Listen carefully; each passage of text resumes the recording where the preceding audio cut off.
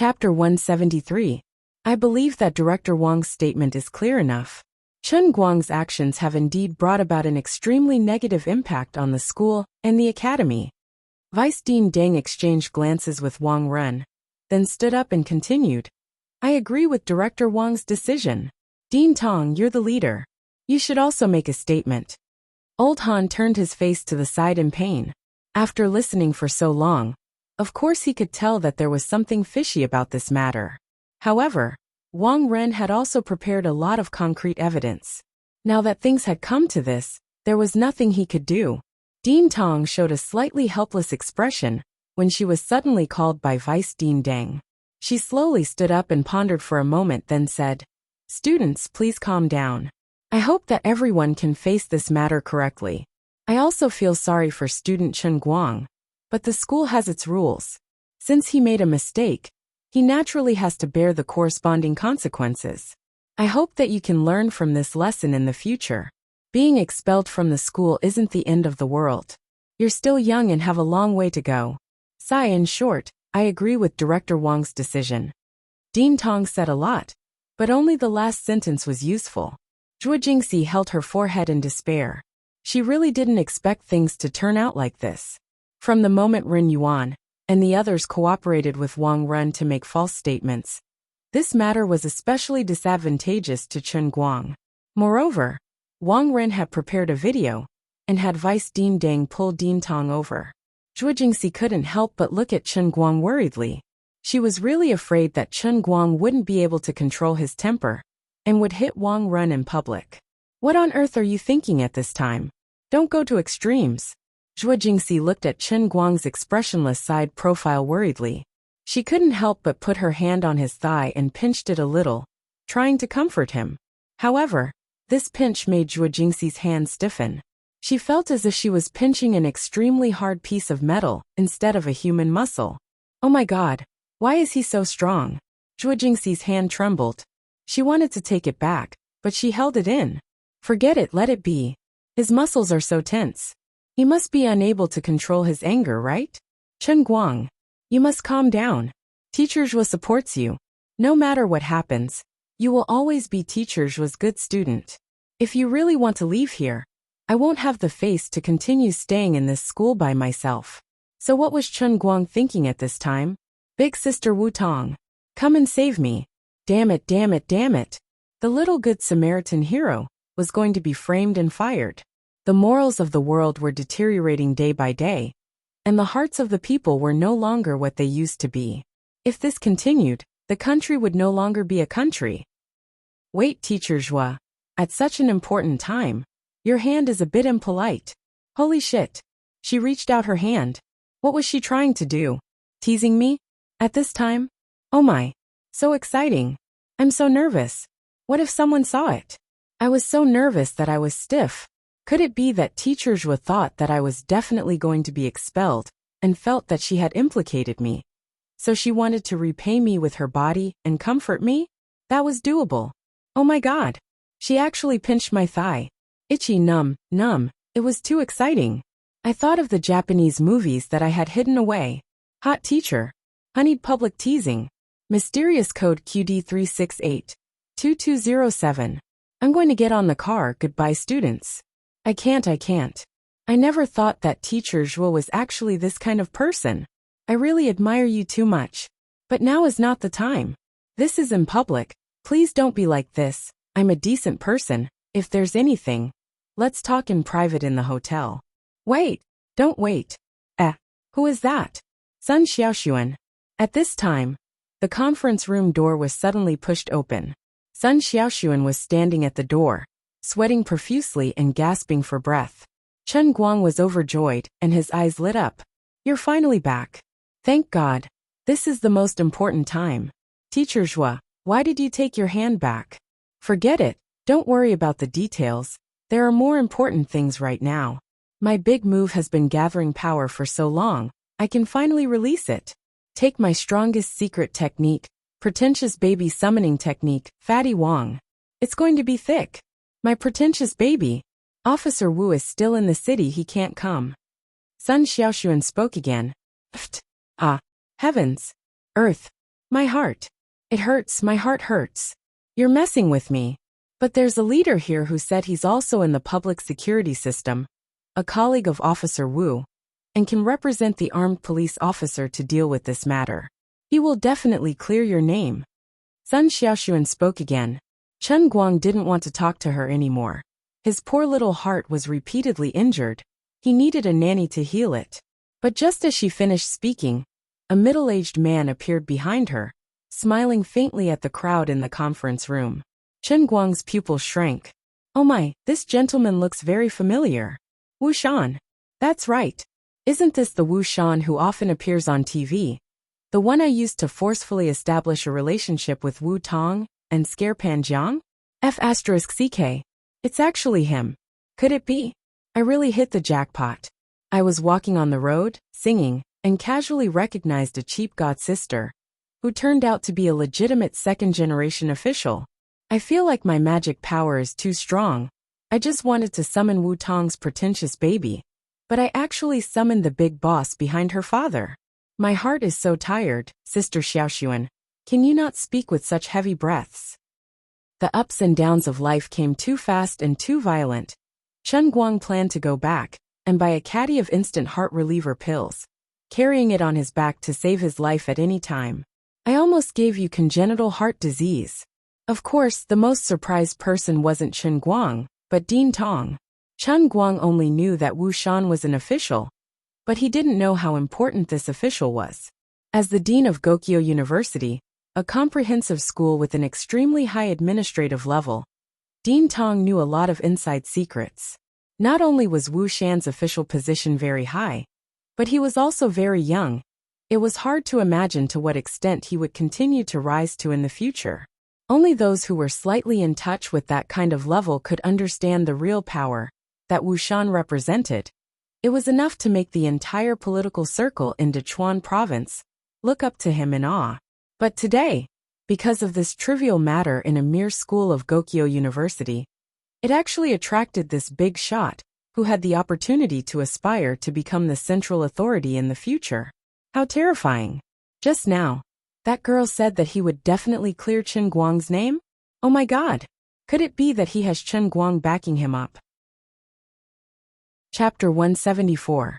Dean Tong even felt his legs turn to jelly. He didn't think he had done anything wrong, but when he first saw Wu Shan, he thought of the enormous power behind him. This was the subconscious fear and admiration of the insignificant among those in power when facing the real power. He stood up from his chair, so nervous that he didn't know where to put his hands. Obviously, among the people present, only Chen Guang, who happened to see Wu Shan on TV. Dean Tong recognized Wu Shan's real identity, and he knew more than Chen Guang. Wu Shan wore an indifferent smile on his face. He didn't reveal his real identity to Sun Xiaoxuan, only saying that he was Wu Tong's colleague. As soon as he saw Dean Tong's expression, he knew that he had been recognized. Having been in the political world for so long, he had a natural super memory for people's faces. Vaguely, the scene of a chance meeting with Dean Tong appeared in his mind. So he smiled at Dean Tong meaningfully, and at the same time, gently pressed his right hand down. Dean Tong understood tacitly and sat down quietly. Her heart was thumping wildly. Then, she turned to look at Wang Run, who was standing on the podium at a loss. She cursed in her heart. Wang Run, you're in big trouble this time. You're really in big trouble. In fact, Wu Shan didn't know whether to laugh or cry. About an hour ago, he never dreamed that he would come to Gokyo University to deal with such an insignificant matter. However, as soon as he thought of his daughter's rare pleading tone on the phone, Wu Shan's mind became active. He wanted to see what kind of young man could make his stone-hearted daughter worry about him so much. Wu Tong's abnormal behavior at the Wenxing Town Branch Bureau that day, as well as her encounter with Chen Guang in the city, and how she told Wang Long and other colleagues to leave first, while she stayed to chat with Chen Guang in the middle of the night, were all secretly spread to Wu Shan's ears. Who are you? Get out. You're not even wearing a police uniform. How dare you pretend to be a police officer? Public security system? I think you're a liar system. Just as Dean Tong sat down on the chair, Wang Run, who was on the podium, slammed the table and said fiercely to Wu Shan, who was about to enter the door. Wu Shan was stunned for a few seconds. It had been 20 years since someone of his status had spoken to him in such a tone. He was also caught off guard. Dean Tong, on the other hand, looked as if her buttocks were on fire. She stood up straight again with trembling hands and a face full of terror. She looked at Wang Run, as if she had seen a ghost. 10,000 alpacas whizzed through his mind. Oh, my seventh granduncle, can you let this idiot Wang Run be struck to death by a bolt of lightning from the heavens? On the other hand, Chen Guang covered his mouth and hid his face under the table. Holy shit. Wang Run, just because of your domineering attitude, even if I hate you so much that I want to strangle you to death, I still have to call you brother. I have only one word to express my appreciation for your courage and dominance. Do you see the palm-sized word convinced on my face? I can't hold it in any longer. Unknowingly or intentionally, Chen Guang tilted his head in Zhuo Jingxi's direction. He swung his head down and laid on Zhuo Jingxi's thigh. Zhuo Jingxi had no idea what had happened. Her attention was also attracted by Wu Shan at the door, but she only caught a glimpse of him. She thought that Sun Xiaoxuan might have really called the police, but it might not be able to change Chen Guang's fate today. After that, Wang Ren unleashed her might once more, but Chen Guang had pounced onto her thighs and buried his head in it. His shoulders were constantly shaking like an electric motor. Zhuo Jingxi thought that he had broken down and cried bitterly because of Deputy Dean Deng and Dean Tong's final stance. She sighed in her heart, and a touch of sadness and pity welled up in her heart. It's all my fault. I've implicated you and made you suffer. Zhuo Jingxi gently placed her hand on Chen Guang's back and patted it gently. She said softly, "Don't be too sad. Everything will get better. If this place doesn't want me, there will be a place for me." Chen Guang was in too much pain from holding it in, and Zhuo Jingxi's misunderstanding deepened his pain. He really couldn't hold it in anymore. Since he was already lying in this position, he simply patted Zhuo Jingxi's thigh again. He moved his nose closer and smiled painfully. His nose twitched as he sniffed the faint fragrance on Zhuo Jingxi's body. He didn't know where it came from. On the other side, Wu Shan quickly calmed down after a short moment of confusion. He couldn't be suppressed by a mere fatty Wang. Wang Run, you shut up. Apologize to Officer Wu. Wu Shan didn't even need to speak. It was Dean Tong who showed his power first. He was also a smart person and knew that Wu Shan didn't want to reveal his identity, so he simply addressed him as Officer Wu. Wang Run was stunned and looked at Dean Tong in a daze. He didn't know if the Academy's #1 had taken the wrong medicine or what. Dean Tong had already squeezed Deputy Dean Deng away with lightning speed and rushed out. She made her way to Wang Run and raised her hand to slap Wang Ren's head again. Didn't you hear what I said? Dean Tong, what? What happened to me? Wang Ren was still a little confused. On this side, Wu Shan had already walked up with that indifferent smile on his face. He lightly patted the agitated Dean Tong's shoulder from behind. Dean Tong hurriedly turned around, but Wu Shan smiled at him and said, "As a public official, it is indeed my work mistake to forget to bring my identification when I go out for work. I will definitely pay attention next time. But since I'm already here, I also brought some documents with me. They all have the stamp of Wenxing Town branch, so they should be able to prove my identity." Dean Tong seemed to want to say something, but Wu Shan had already turned his head to Wang Run, who was at the side of the podium, and took a step forward to the main podium. Seeing that he really didn't want to reveal his identity, Dean Tong also knew that his overreaction would arouse suspicion. He hurriedly turned around and glared at Wang Run. "Get out of the way. Let Officer Wu speak." Of course, Wang Run didn't want to give up his position just like that. This Officer Wu was brought by the girl named Sun Xiaoxuan.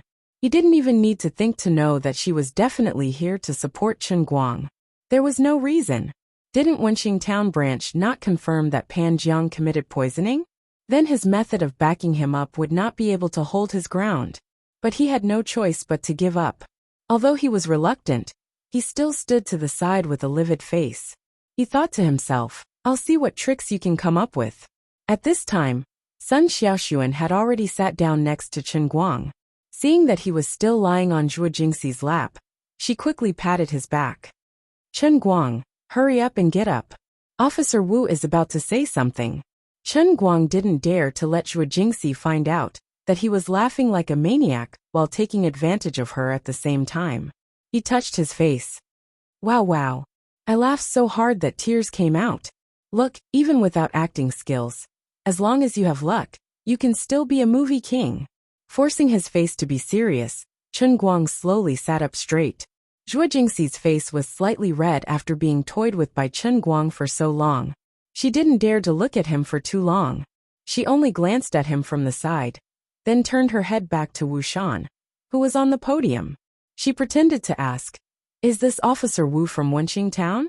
He doesn't look like an ordinary police officer." At the same time, her heart tightened. She saw Chen Guang's tears, and it was like a knife cutting into her heart. Chen Guang is still a child after all, but he has to bear this kind of pressure. In order not to worry me, he has to keep a straight face and make himself look stronger. In order to help me this time, he was framed by Wang Run. I owe him too much, sigh. Chen Guang, what's wrong?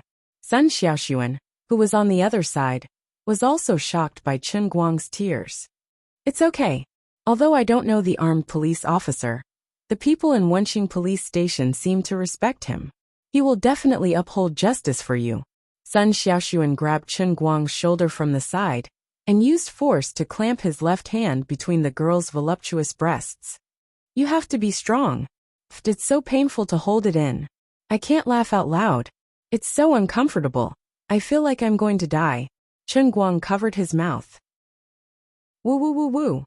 Thank God. On the podium, Wu Shan finally got down to business, immediately attracting everyone's attention.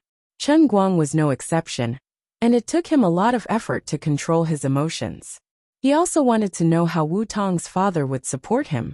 Teachers and students of Gokyo University, hello. I'm here on behalf of Wenqing Police Station to help Chen Guang clarify some misunderstandings, so that the school and students won't have any misunderstandings about him. So first, I have something here to give to Chen Guang on behalf of the police station. After saying this, Wu Shan's face actually showed a touch of awkwardness. His movements were even a little hesitant, but the bystanders couldn't see it. He only paused for a little bit, then quickly pulled out a large handbag from behind him, grabbed something from it, and shook it with force. Looking at this thing, Chen Guang's mouth opened wide. Damn, this pretentious baby's professionalism is so high that it makes people's hair stand on end. What am I seeing? Am I seeing things? It's actually a banner. Chapter 175. Staring blankly at the huge banner, Chen Guang realized that it was actually embroidered with gold thread, from right to left. Gift, Student Chen Guang. Courageous act, virtuous character. Wenqing Branch Bureau. Chen Guang's eyes widened. He thought to himself, I'll give you 99 points for this prop. A full score of 100. I'm afraid you'll get arrogant if I give you 1 point less. I'm really impressed. It hasn't even been half an hour since I sent Sun Xiaoxuan to inform the people, and you've already prepared a banner for me. It looks so classy. This efficiency, this thought. You're indeed the big boss in the world of pretentious props. How did you do it? It's actually embroidered and not painted. In fact, Wu Shan was also quite embarrassed, but he didn't show it on his face. He smiled and said, some people might be confused. Why did I give this banner to student Chen Guang? I have to start from a previous case. Then, Wu Shan talked about Pan Zhang's attempted rape case from beginning to end. Of course, he avoided Pan Dahai's subsequent case. While talking about these things, Wu Shan also showed the case closure notice, Pan Zhang's confession, and other documents. Every document was stamped with a red seal. Pan Zhang's handprint was clearly stamped on Pan Zhang's confession. In fact, Wu Shan was also very embarrassed. He was speechless towards his daughter. The size of the slap was just a small matter. This brat had acted bravely for a just cause. But he had also beaten up the criminal suspect so ruthlessly. It was already good enough that he was not sentenced to excessive self-defense. Yet, she had actually secretly made a silk banner, and planned to secretly give it to this brat. What was going on in that little head of yours? Moreover, since when did the police give a banner to someone else? Wasn't it always others who gave it to the police? Even if someone did act courageously, It should be the victim who gave it to the hero. Why did the police come to scare him? Fortunately, you weren't completely stupid. At least the person who gave the banner was smart. He only wrote, Wenqing Branch Bureau ambiguously, and didn't really mark the full name of the police station. If he were to embarrass himself in the future, he could argue that it was Chung Wenqing Town's Health Bureau or Education Bureau. Although Wu Shan felt awkward, he still managed to speak in a clear and coherent manner. During this period, Wang Ren tried to interrupt him several times, but he was stopped by Dean Tong's fierce glare. The more Wang Ren heard, the worse he felt things were. But now that it had come to this, he seemed to be powerless to stop it. No matter how much unwillingness and resentment he felt in his heart, it was useless. Wang Ren, who was sitting next to Deputy Dean Deng, clenched his fists tightly. Every word that Wu Shan said, and every document that he listed was destroying everything that he had painstakingly arranged today. He really couldn't figure out what went wrong. He had already asked his acquaintances from the Wenqing branch for information. But why did it end up like this? That acquaintance had known him for many years. There was no need for him to lie to her about such a small matter. But these red-headed and black-lettered documents, those exquisitely crafted silk banners sewn with golden thread, and Pan Zhang's personal thumbprint of his confession, what the hell were these? Are you kidding me? What's in it for you to make fun of me? I want to expel Chen Guang. But you actually gave him silk banners. Xiao Wang, don't be impulsive. Now that it has come to this, let's just forget about today's matter. There's still a long way to go. He's just a student. As long as he stays here, won't you have plenty of opportunities to deal with him in the future? Deputy Dean Deng patted Wang Ren's shoulder and whispered in his ear. Although after saying this, Deputy Dean Deng's eyes briefly flashed with disdain, he immediately hid it. After Wu Shan finished speaking, he directly walked off the podium. He didn't do anything else, and just handed the silk banners to Chen Guang. Chen Guang stood up and squeezed out a happy and excited expression. He took the silk banners with both hands, and thought to himself, although I've been a good person for almost half of my life, this is the first time I've given someone a silk banners. Although he felt that the silk banners didn't come from a legitimate source, he still felt pretty good. No wonder there are so many people in this world who like to be a good person. In fact, everyone wants to be praised. Not bad, young man. If this world could have a few more young men like you, it would be a better place. Wu Shan laughed and praised Chen Guang. As he spoke, he looked him up and down. This uncle's eyes have a lot of meaning. Damn. Could it be that someone in Wenqing Town gossiped to him and said that Wu Tong and I had an affair? From Wu Tong's point of view, there might be some signs, but from my position, I don't have any such thoughts. Uncle, don't be like this. Your line of work is very particular about matching social status. Please don't fall for me. Thank you, Officer Wu. Thank you. I will definitely strive to be a good citizen and live up to the silk banners. The guilty Chen Guang avoided Wu Shan's piercing gaze and nodded repeatedly. Fortunately, Wu Shan shook his hand again and left with a smile. He didn't stay any longer and didn't try to find out the relationship between him and Wu Tong. Watching Wu Shan's hurried back, Chen Guang let out a long sigh of relief. I passed. What am I afraid of? Wu Tong and I are obviously very pure. Chen Guang, that was great. I knew it would be okay. You're innocent. Sun Xiaoxuan finally couldn't hold back his excitement. He stood up from his chair and shook Chen Guang's shoulders with both hands. Chen Guang laughed as he pinched the words on the silk banners. Damn, it really was sewn on. Miraculous skill. Terrifying miraculous skill. In less than half an hour. This is too unscientific. The other students in the environmental sciences class were also excited.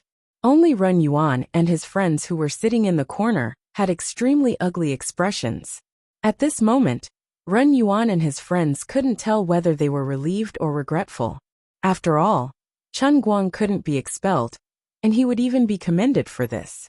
But how could they continue to stay in this class? Was he trying to argue that they really didn't know anything?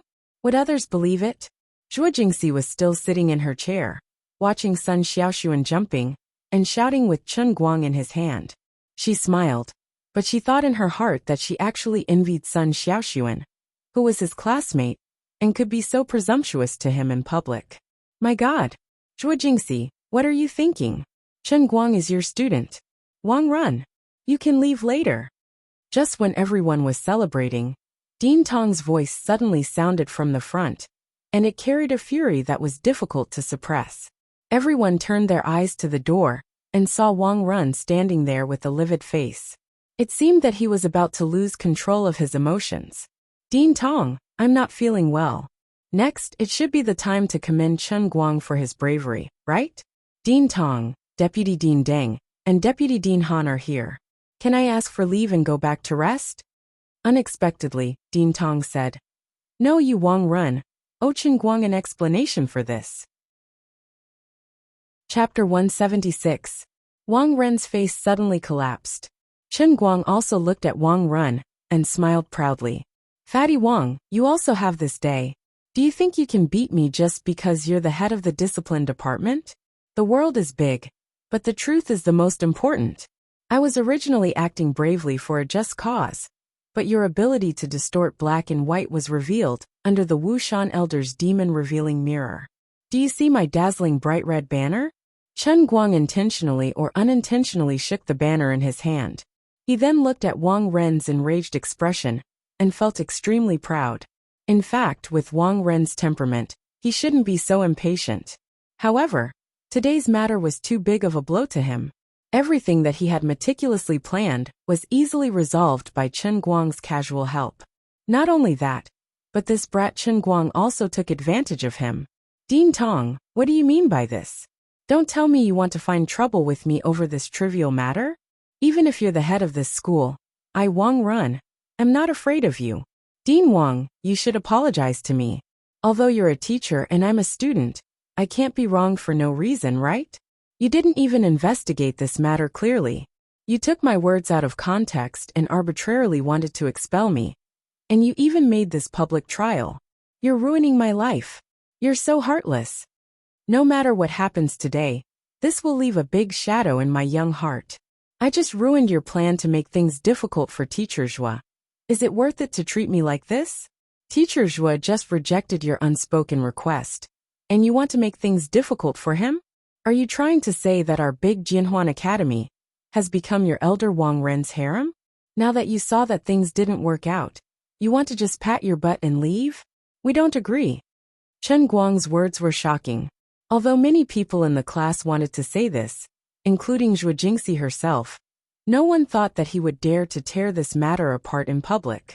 Chen Guang, don't slander me. Be careful, or I'll sue you for slander. Wang Ren was furious. Shrugging his shoulders, Chen Guang replied, I'm really scared. What? You're the only one who can frame me, but I can't give you some groundless guesses? Forgive me for speaking like a child. I am still a student after all. But you look so angry. Could it be that you really have a guilty conscience? Although Chen Guang usually didn't use his venomous tongue, and didn't seem to be very good at it, Wang Ren had already made him extremely annoyed and disgusted. Towards such a despicable person, Chen Guang, of course, had to ridicule him to the end. At the same time, he would also let Bai Nyangzi, that shameless mouth, see that he had real skills.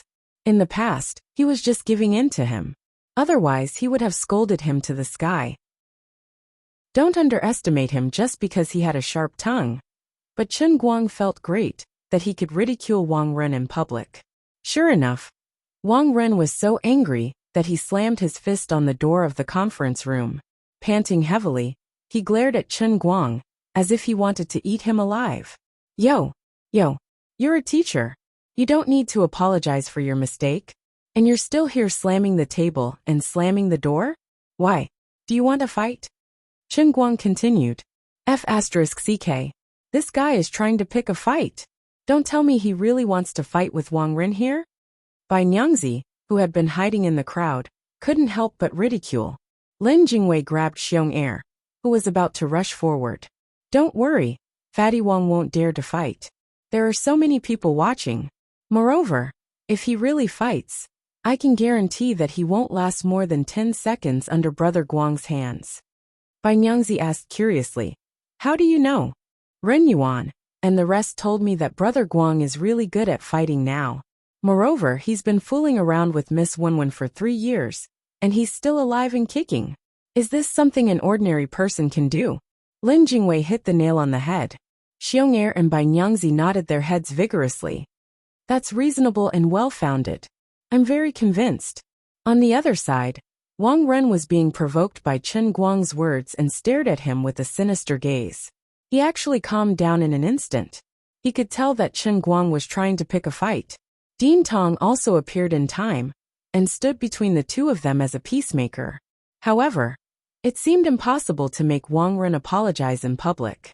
But at this moment, Chen Guang slammed the table again and turned around to glare at Ren Yuan and the rest. I've recorded all the words you guys said to slander me. I don't care if Fatty Wang apologizes or not, but I won't let the few of you off for framing me with false evidence. Don't be in a hurry to explain.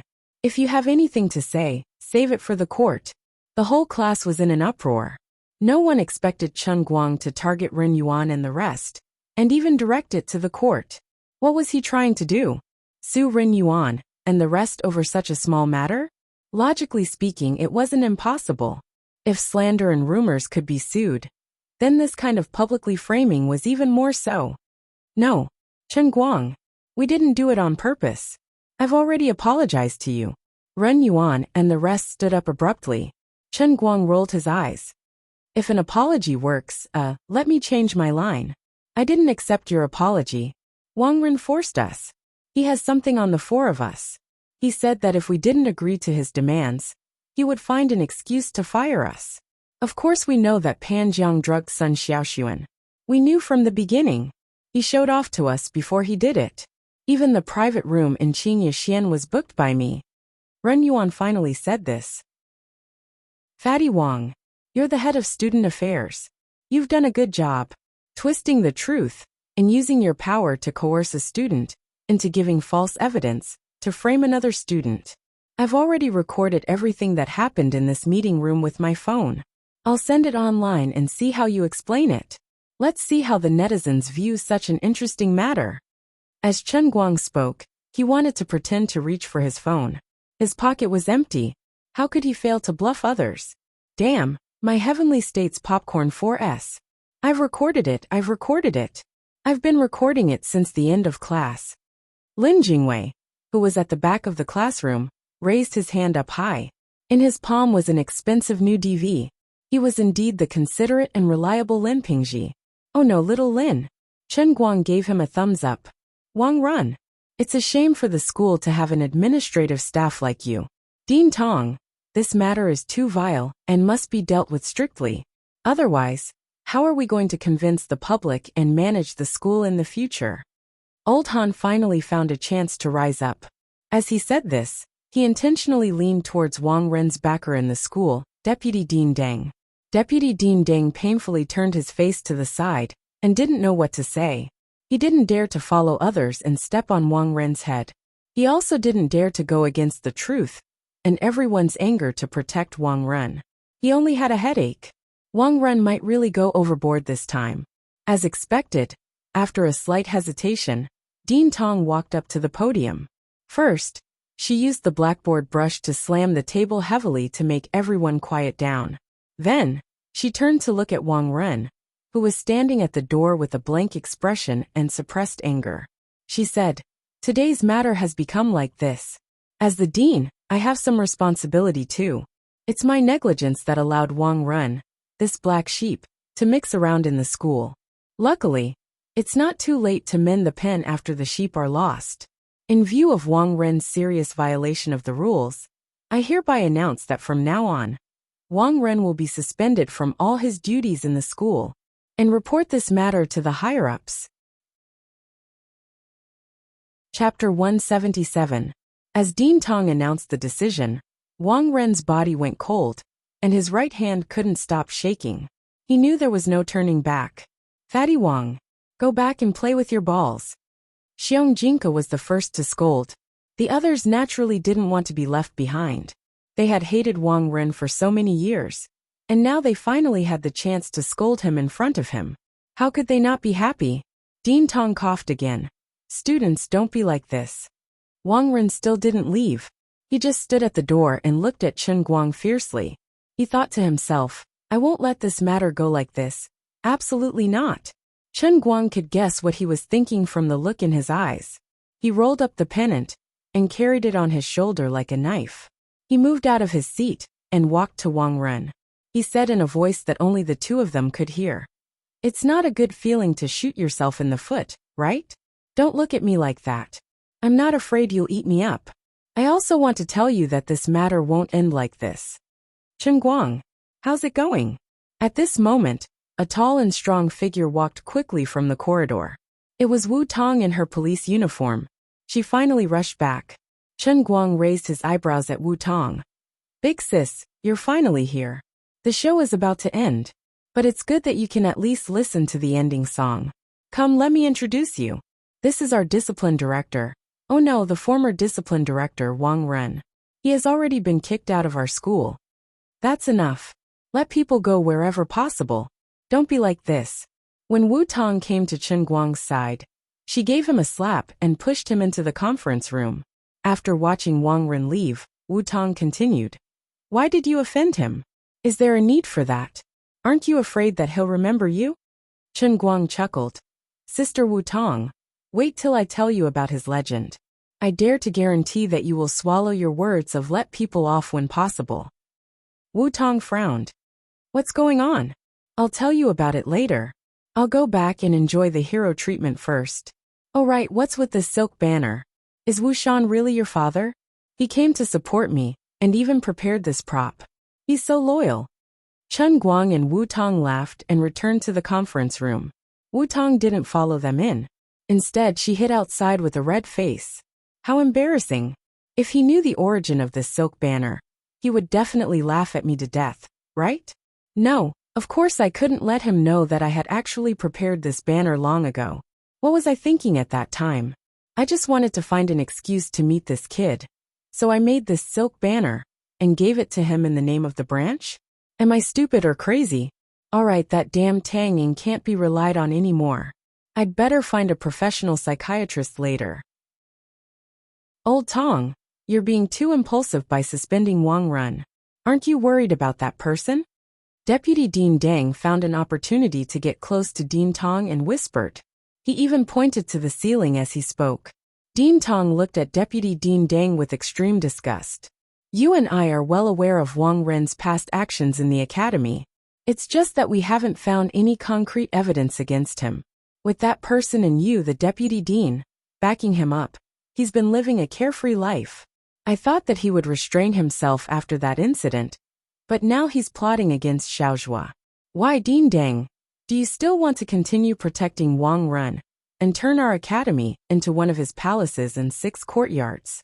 If it weren't for the fact that I don't have that authority, and you're also a veteran of our academy, I would have suspended you as well.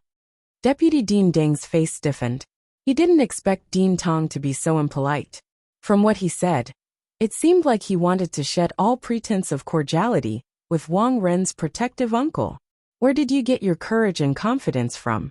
What's wrong with this world? Have you really made up your mind? Deputy Dean Deng asked again, unwilling to give up. Dean Tong had already turned her face away. She couldn't be bothered to look at him, but her heart was filled with disdain. Of course I know that expelling Wang Ren will offend someone, but no matter how influential Wang Ren's uncle is, can he be more influential than Wu Shan? You're a frog at the bottom of a well. I'm waiting to see you drown. I hope that when you go back, you'll watch the provincial news programs. Pay more attention to the actual situation. Otherwise, would you still be here wasting your saliva on me? After causing a commotion in the conference room, Chen Guang gave out the commendation and comforted Zhuo Jingxi. He even had to deal with the White Snake's third grandson, who was trying to ruin his plans. After that, Chen Guang was finally freed and ran out with Wu Tong, who was waiting for him outside. Sitting on a chair by the lake, Chen Guang told Wu Tong about Wang Ren's legend, especially the female student who died last year. This time, Wu Tong was enraged. She immediately jumped up from her chair and rushed towards the direction of the school building, shouting, "That Wang Ren is actually this kind of scum. Scum. Damn it. I'll go catch him. I can't let this kind of person go." She was swearing. Go, I support you. Catch him, then torture him. Beat him half to death. I guarantee you'll have the goods, Chen Guang said faintly as he sat on the chair. Wu Tong turned around. Aren't you going to stop me? Chen Guang spat. Why would I stop you? I can't wait for you to catch him. Wu Tong sat back down and sighed. There's no evidence. I can't catch him. Yo, you still remember your catchphrase? You're so capable and arrogant. Why don't you go to heaven? Chen Guang had a rare opportunity to tease her. He couldn't be soft-spoken. Wu Tong spat at him. I worked so hard to help you. Is this how you treat your benefactor? Chen Guang chuckled. That's a different matter. You're a police officer. You can't be so impulsive. Sooner or later, something will happen.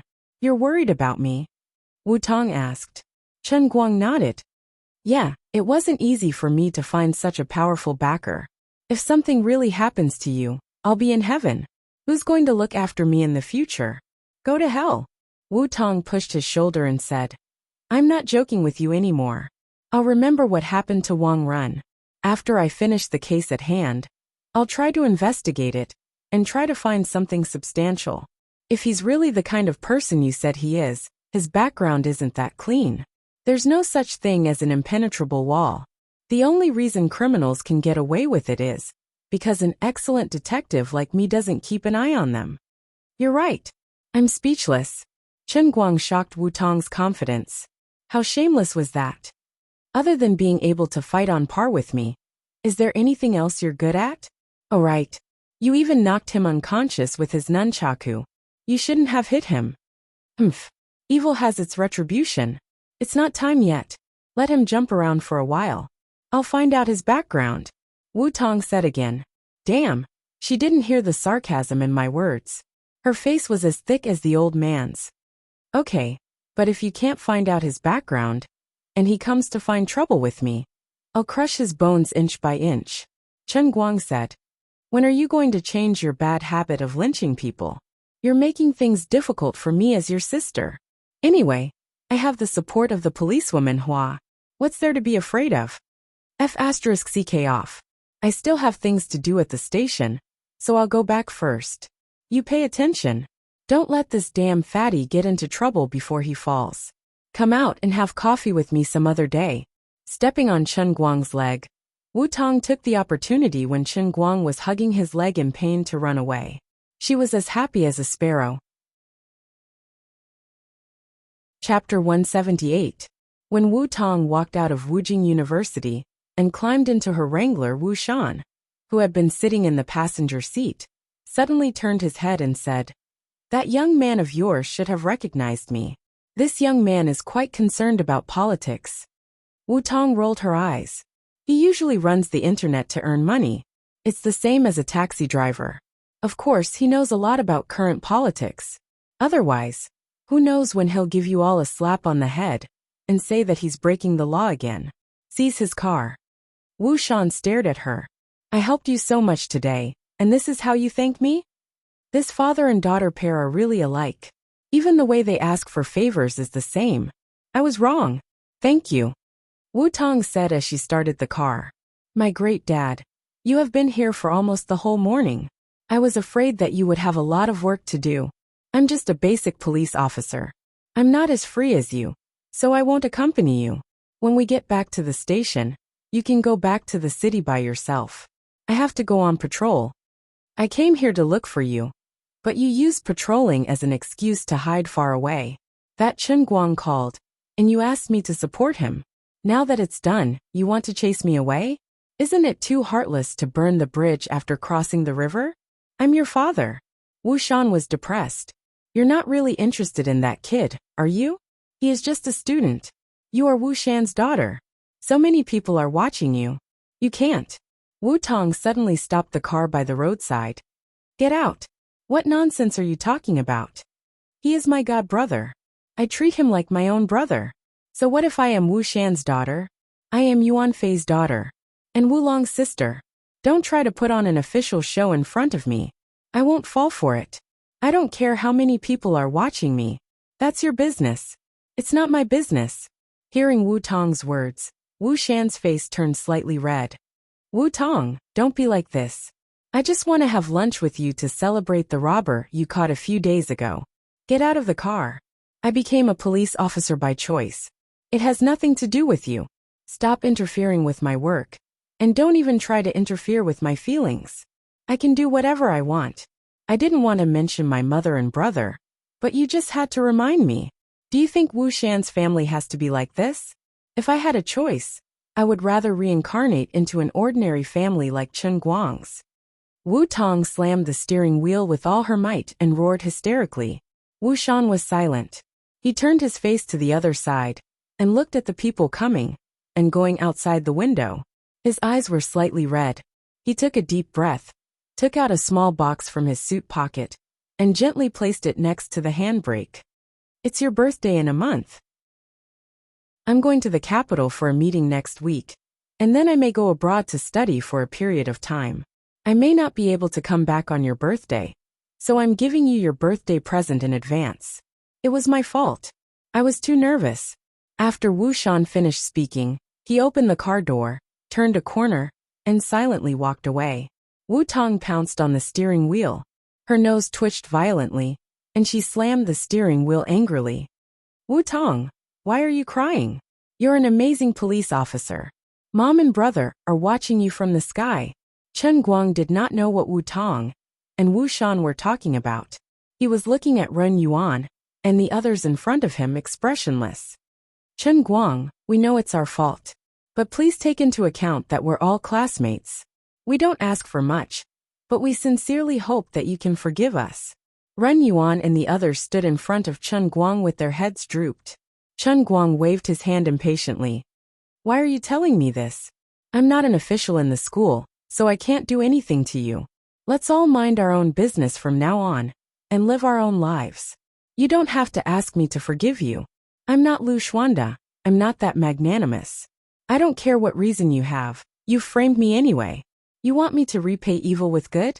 I'm sorry, but I can't do that. You guys can save it. After saying that, Chen Guang turned around and left. He was sick of these people. I've never been magnanimous.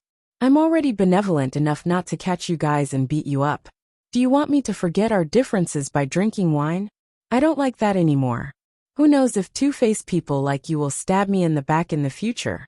Instead of being betrayed by your so-called friends, I might as well not be friends in the first place.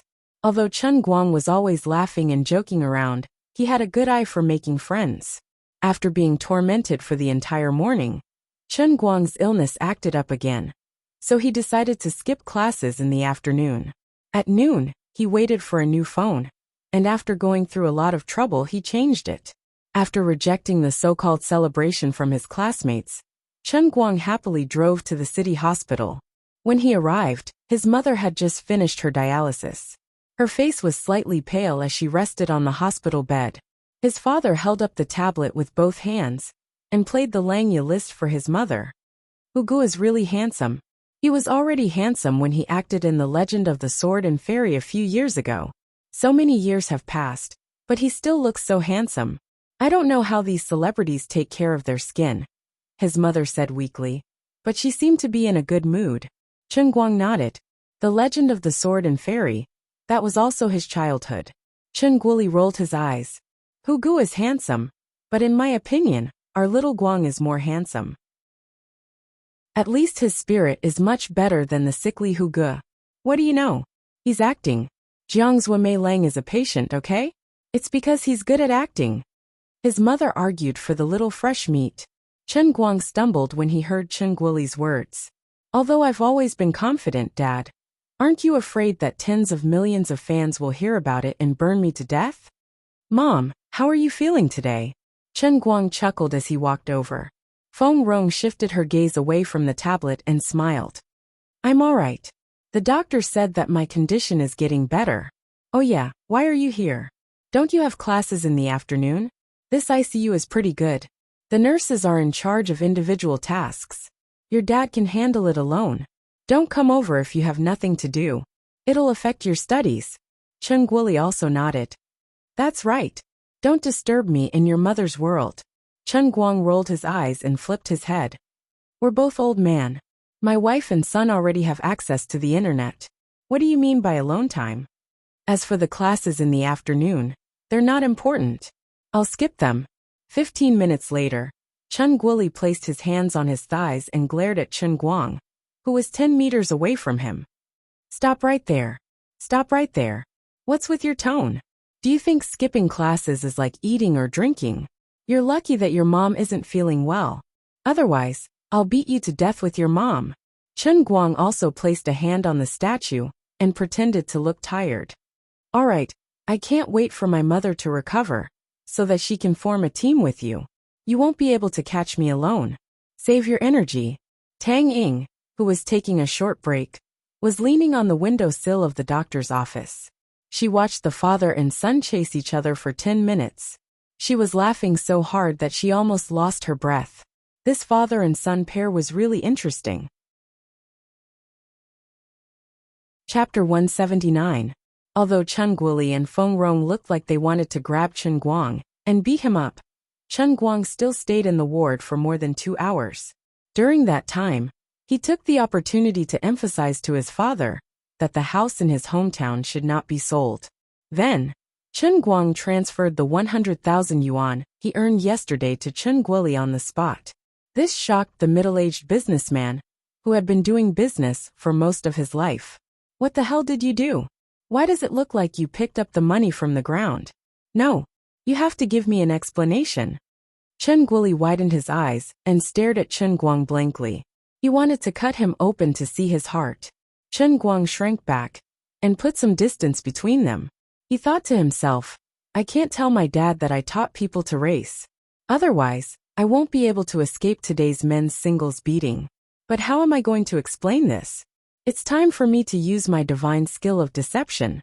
There's one thing that I've always found hard to say, but now I have to admit it to you, Dad. Chen Guang hesitated a little and pretended to make up his mind. Looking at his pained expression, Chen Guoli's heart tightened. Say it. As long as it's not against the law, as long as it's not life-threatening, I can understand. You didn't guess wrong that day. I really am a sugar daddy. What? Chen Guoli looked at his son in shock. You're not joking? Chen Guang painfully turned his face to the side. It's true. How old is she? In her 30s? In her 40s? Is there any possibility of you getting married? Chen Guoli was actually concerned about this. Chen Guang shook his head but didn't say anything. No possibility of getting married? Not in her 30s or 40s. Oh my God. Could it be that she's already in her 50s or 60s? What a tragedy. Chen Guoli beat his chest and stamped his feet. Damn. Dad, didn't you just say that I was more handsome than Hu Ge? Is that all you have in me? I, old Chen, am heartbroken. How could you face your grandparents? How could I face the ancestors of the Chen family? I was useless. I actually let my son become a prostitute to earn money. The other party's age was almost the same as my mother's. I, Chen Guoli, don't want to live anymore. As Chen Guoli spoke, he turned his head and wanted to hit the wall with his head. After a while, you will not associate it with the Queen of England. Dad, your divergence ability is at least 3 times stronger than mine. No, it's not like that. Listen to my explanation. Marriage was indeed out of the question. After all, the other party was too famous. However, the other party was not an old granny in her 50s or 60s. He's the same age as me. Chen Guang quickly explained, pulling Chen Guoli back from his train of thought. Chen Guoli jumped back again. What? Don't tell me it's the female celebrity you said you saved last time? Left and right hand.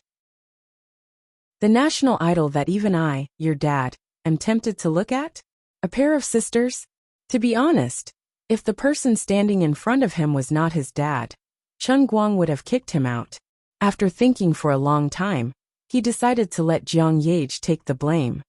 Your son is not that capable. It's just Jiang Yage alone. Hee, I don't believe you. Who is she? How can she be interested in a nobody like you? After a while, Big Beard Deng's new movie will be released. You can go to the cinema to watch it. Your son's scenes are probably in the middle. There's a big scene in the middle of the movie. The deputy general with the silver spear. Although he doesn't have any lines, his face is exposed. This is the opportunity that Jiang Yage helped me fight for. What I told you last time is also true. This 100,000. She paid you for the night. Chen Guoli interrupted. Dad, I give you full marks for your ability to make sentences. After a long explanation, Chen Guang told his dad that Jiang Yage was going to give him a Patek Philippe. After saying so much to him, Chen Guang was afraid that he would not believe it and secretly sell the house in his hometown. By then it would be too late for regrets. The father and son went downstairs side by side. Chen Guoli's face was full of emotion. He patted Chen Guang's shoulder. Sai, that kind of superstar is probably just playing with you. There's no hope of getting married. The entertainment industry, Sai. Son, it's been hard on you. Anyway, the lie had already been made up.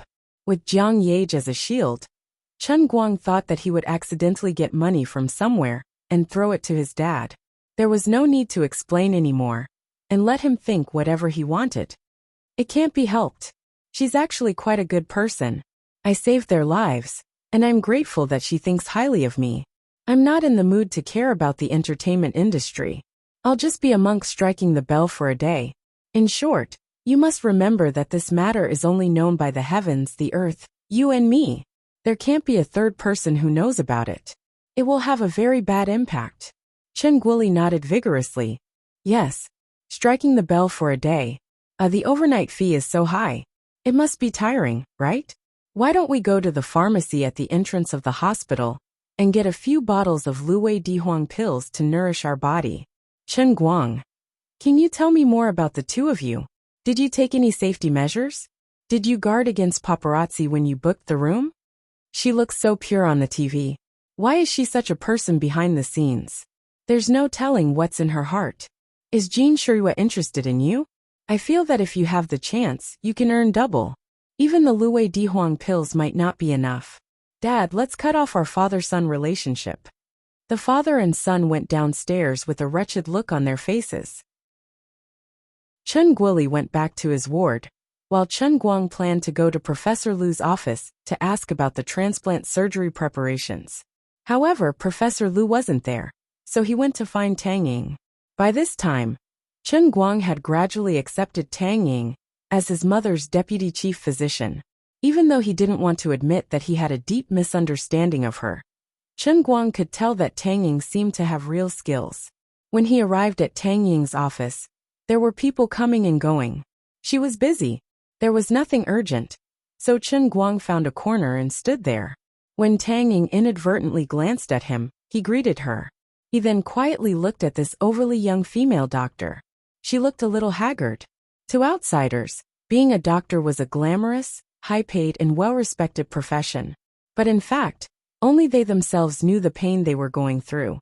Working overtime was a piece of cake for them, and their regular working hours were much longer than that of ordinary people. This was especially so for chief physicians who were in charge of patients.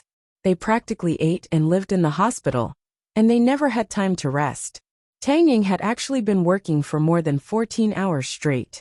She only took a short nap in the middle and ate 3 meals. However, even though her face was haggard, the fighting spirit in her eyes was still burning.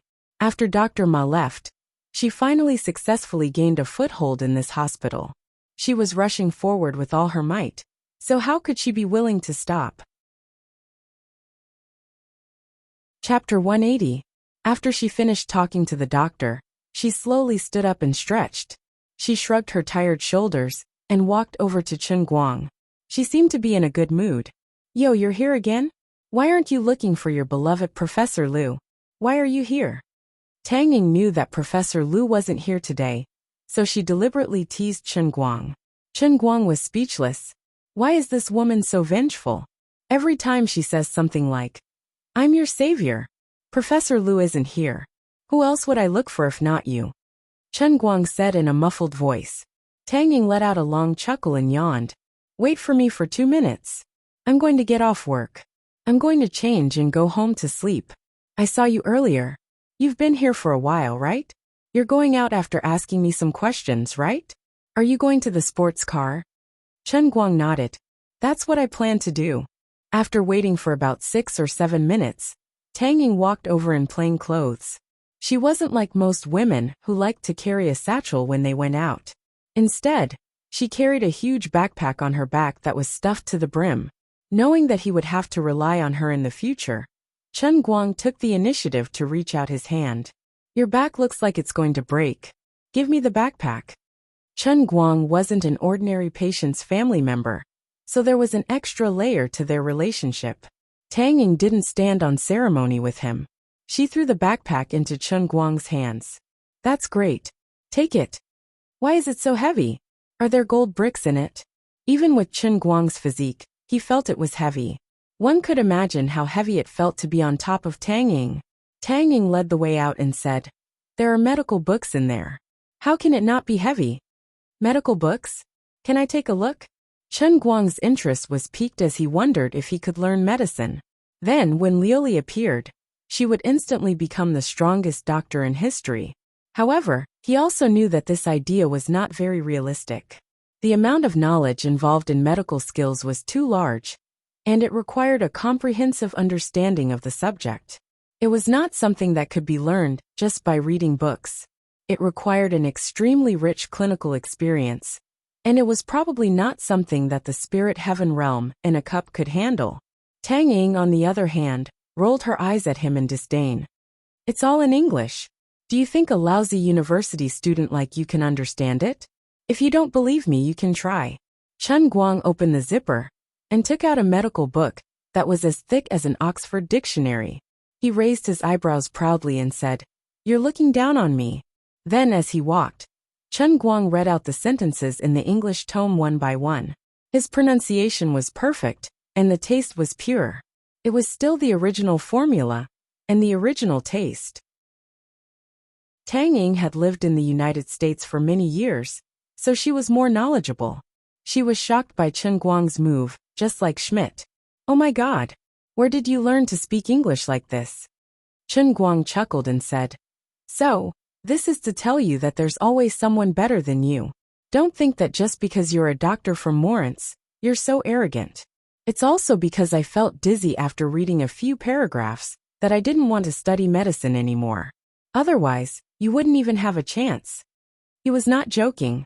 Learning medicine was not something an ordinary person could do without a bit of talent and patience. "Fine, I'm the one with the long hair. You didn't come all the way here just to show off your English, right? You must want to ask about your mother's transplant, right?" Chen Guang nodded and said, "Yeah, I can't rest easy without surgery. Of course, I want it to be done as soon as possible." By then, the two had already walked next to Chen Guang's car. Tang Ying patted him on the shoulder and said, "Don't worry. With such a perfect match and Professor Liu as the chief surgeon, unless the sky falls, nothing big will happen. Of course, this is, after all, a major surgery that will affect your muscles and bones. So be it your mother or the person who is providing the transplant source, both of them will have to adjust their bodies to the best condition before they can come here. I estimate that it will take around 30 days or so. It's better to be safe." "I'm relieved to hear that. Everything is ready, we just need money. Is that okay?" Tang Ying asked. Chen Guang thought for a while and said, "No problem. Okay, then I'll place the order online. Hurry up and take me home." Tang Ying crawled into Chen Guang's passenger seat and took out her phone. Chen Guang hurriedly stopped her. "Don't. Save it. If someone finds out that you're taking orders in a car, the money you earn won't even be enough to pay the fine. I'll owe you a big favor. I'll take you home. You won't act until you see the rabbit. Last time you sent me home, your attitude was terrible, but now you're so gentle and considerate like a nice guy. Men nowadays." Tang Ying didn't want to waste time with him. She put away her phone and teased him. Chen Guang was embarrassed by her words. "I'm still a university student, a boy, not a man yet." On the way, the two chatted and laughed. Tang Ying told Chen Guang a lot of interesting things about her abroad, and indirectly showed off her achievements abroad. This made Chen Guang believe that this woman really was an amazing medical doctor. Tang Ying watched as Chen Guang took the order in front of her and drove away. She carried a big backpack with both hands and smiled. At this moment, she was standing at the place where the two of them had first met. She remembered that Chen Guang said he was still a university student, a boy, and her smile grew bigger. "You say you're a boy, but you're much more responsible than the average man. Good people always have good lives. I hope everything goes well for your family. I, Tanging, will do my best. Life always takes time away inadvertently. After Wang Run was chased away, peace returned to the Jianhuan Academy and the entire class. Chen Guang contacted the two of them again and received a piece of good news. The two of them were recording at a much faster pace than he had imagined, and they would probably return to China 10 days before the surgery.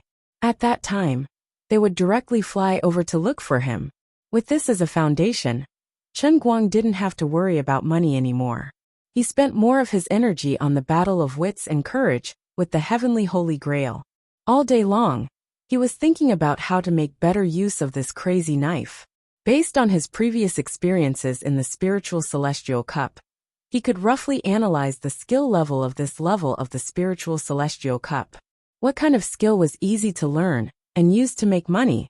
It was easy to say, but it was extremely difficult to think about. In addition, Luli used the power of the realm of life, which seemed to consume a lot of energy. Even the heavenly Holy Grail didn't move. But as time passed, Chen Guang was on guard every day, afraid that he would waste the precious 3,000 worlds like he did the last time he sharpened a pencil. It was tiring. Suddenly, when he came back to his senses, 2 weeks had passed, and it was almost time for the CET4 exam. Chapter 181. In the class, Chen Guang's tragic reputation of failing 5 times in a row in CET4 was already gone. The time of the CET4 exam, which was almost forgotten by others, was suddenly noticed by everyone because of the unusual existence of Chen Guang. Place your bets, place your bets. Bet on how many points Brother Guang can pass the CET4 exam. Place your bets. Bai Nyangzi, who was good at making money, began to shout as soon as the class was over. Tomorrow was the CET4 and CET6 exam that would make all the college students worry, gloat, or weep bitterly. This bets was also a reserved program in the engineering class, and it was the 3rd time so far. The difference was that in the past, everyone bet on how many points Chen Guang would lose, but this time, they bet on how many points he would pass the exam. After witnessing his sudden rise last time, no one dared to look down on his English anymore. I bet 100 points. I bet 150 points. 200 points. Lying by the window, Chen Guang looked at those idiots acting cute while fiddling with the heavenly Saint Grail. In his heart he was thinking, Big Sister Liuli, why don't you give me some news? It's already been 2 weeks, and there's no news at all. I'm starting to panic. She said last time that this was a punishment world derived from the realm of life, and it would definitely be very different from a normal test world. Although he knew his life was not in danger for the time being, he still couldn't help feeling guilty, and had an ominous premonition of impending disaster. You bunch of cowards. I bet more than 700 points. That's right, a full score of 710. I bet Brother Guang can pass the exam with more than 700 points. Lin Jingwei shouted, and even Chen Guang was surprised. Little Lin, you think too highly of me, don't you? Lin Jingwei chuckled. I believe in Brother Guang and I won't fail. Brother Guang never fails. Get lost. Chen Guang threw the book in his hand far away, and it hit Lin Jingwei's face. Little Chen's flying letter never missed its target. At this critical moment, Chen Guang saw a figure outside the classroom from the corner of his eye. Holy shit! Goddess Wenwen is here. I can't let her see the wager of this bunch of grandsons. Otherwise, all the effort that I've put in to hide until now will be wasted. Immediately, Chen Guang shot up from his seat like a bolt of lightning. He took large strides and instantly rushed in front of Bai Nyangzi's group.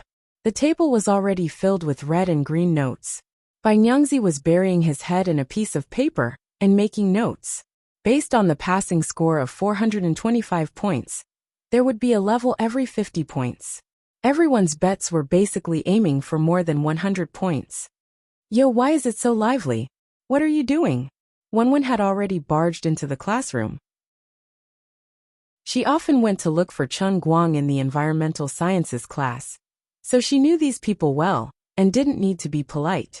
Gaoya, who was sitting on the other side, rolled her eyes and poked Sun Xiaoxuan's waist. This witch is here again. Xiaoxuan, you should take the initiative. Your lover will be snatched away by your rival sooner or later.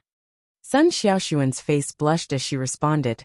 Wenwen might be beautiful, but Chen Guang isn't a shallow person. Gaoya's mouth opened wide. I've heard that beauty is in the eye of the beholder. You're not a beauty but a saint. Don't you see that teacher Zhua has been finding all kinds of reasons to ask Chen Guang to go to her office? Is there something wrong with this guy?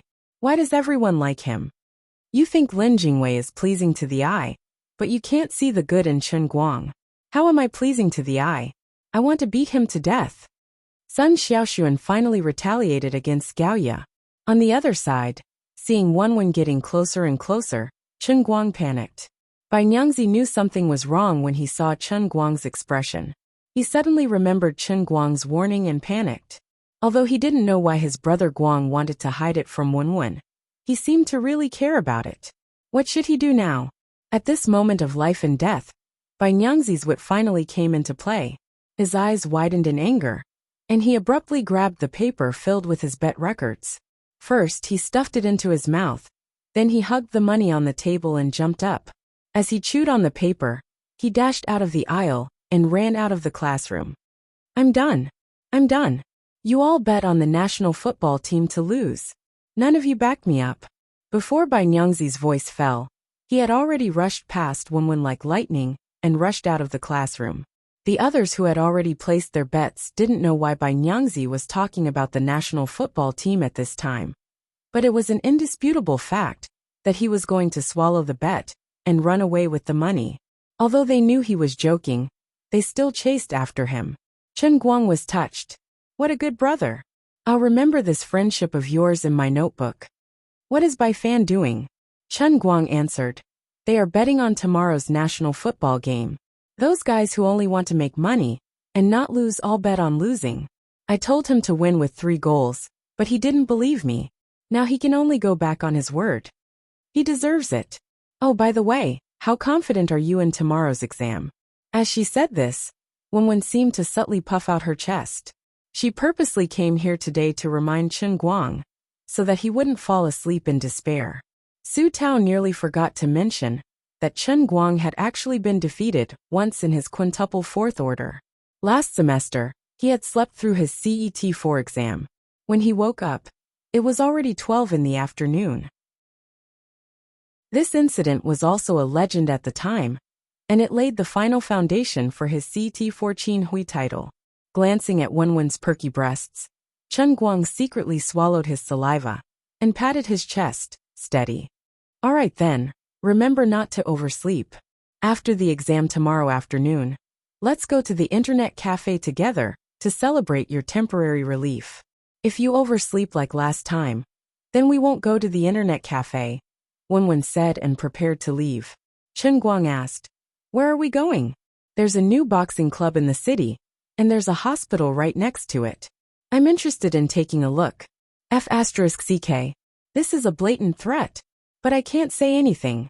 Wenwen was about to leave after she finished speaking, but just as she turned around, she turned back and pointed at Lin Jingwei and Xiong, who were hiding in the corner of the classroom. She was puzzled. Why are you guys hiding so far away? Xiong scratched his head. We're afraid of being injured by your murderous aura. Coward. Wenwen raised her eyebrows, turned around and walked away. After she left the classroom, Bai Nyangzi was carried back by everyone. They were performing CPR on Bai Nyangzi's stomach. Spit it out. Spit it out. You really swallowed it. You're a beast. There's so much ink on it, you can really swallow it.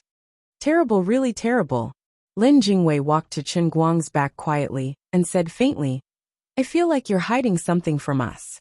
You really want to know? This is a bet between me and Wenwen. If she loses. Chen Guang purposely dragged out his words. Before he finished speaking, Lin Jingwei had already dragged Xiong Jinke out. We actually don't want to know.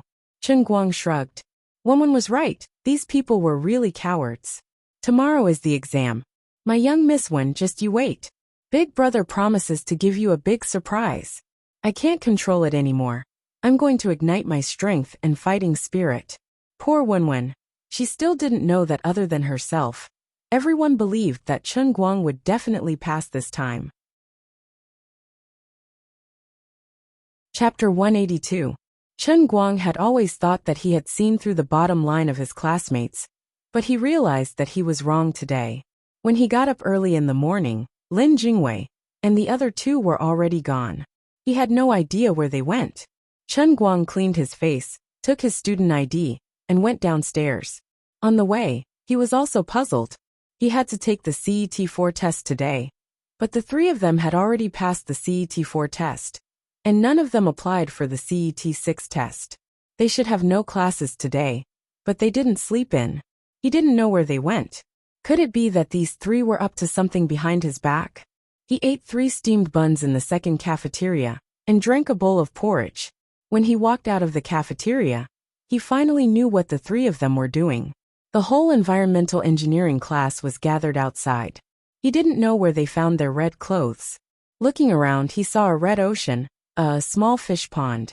In short, they were waiting for Chen Guang to give him a big surprise. What are you doing?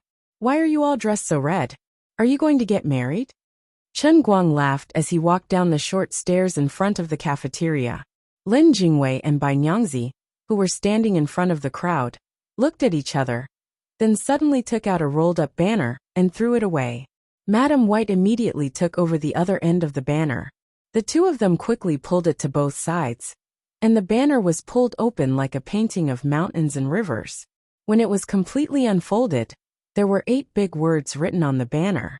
Chen Guang, the King of English. Damn, you guys are so bored.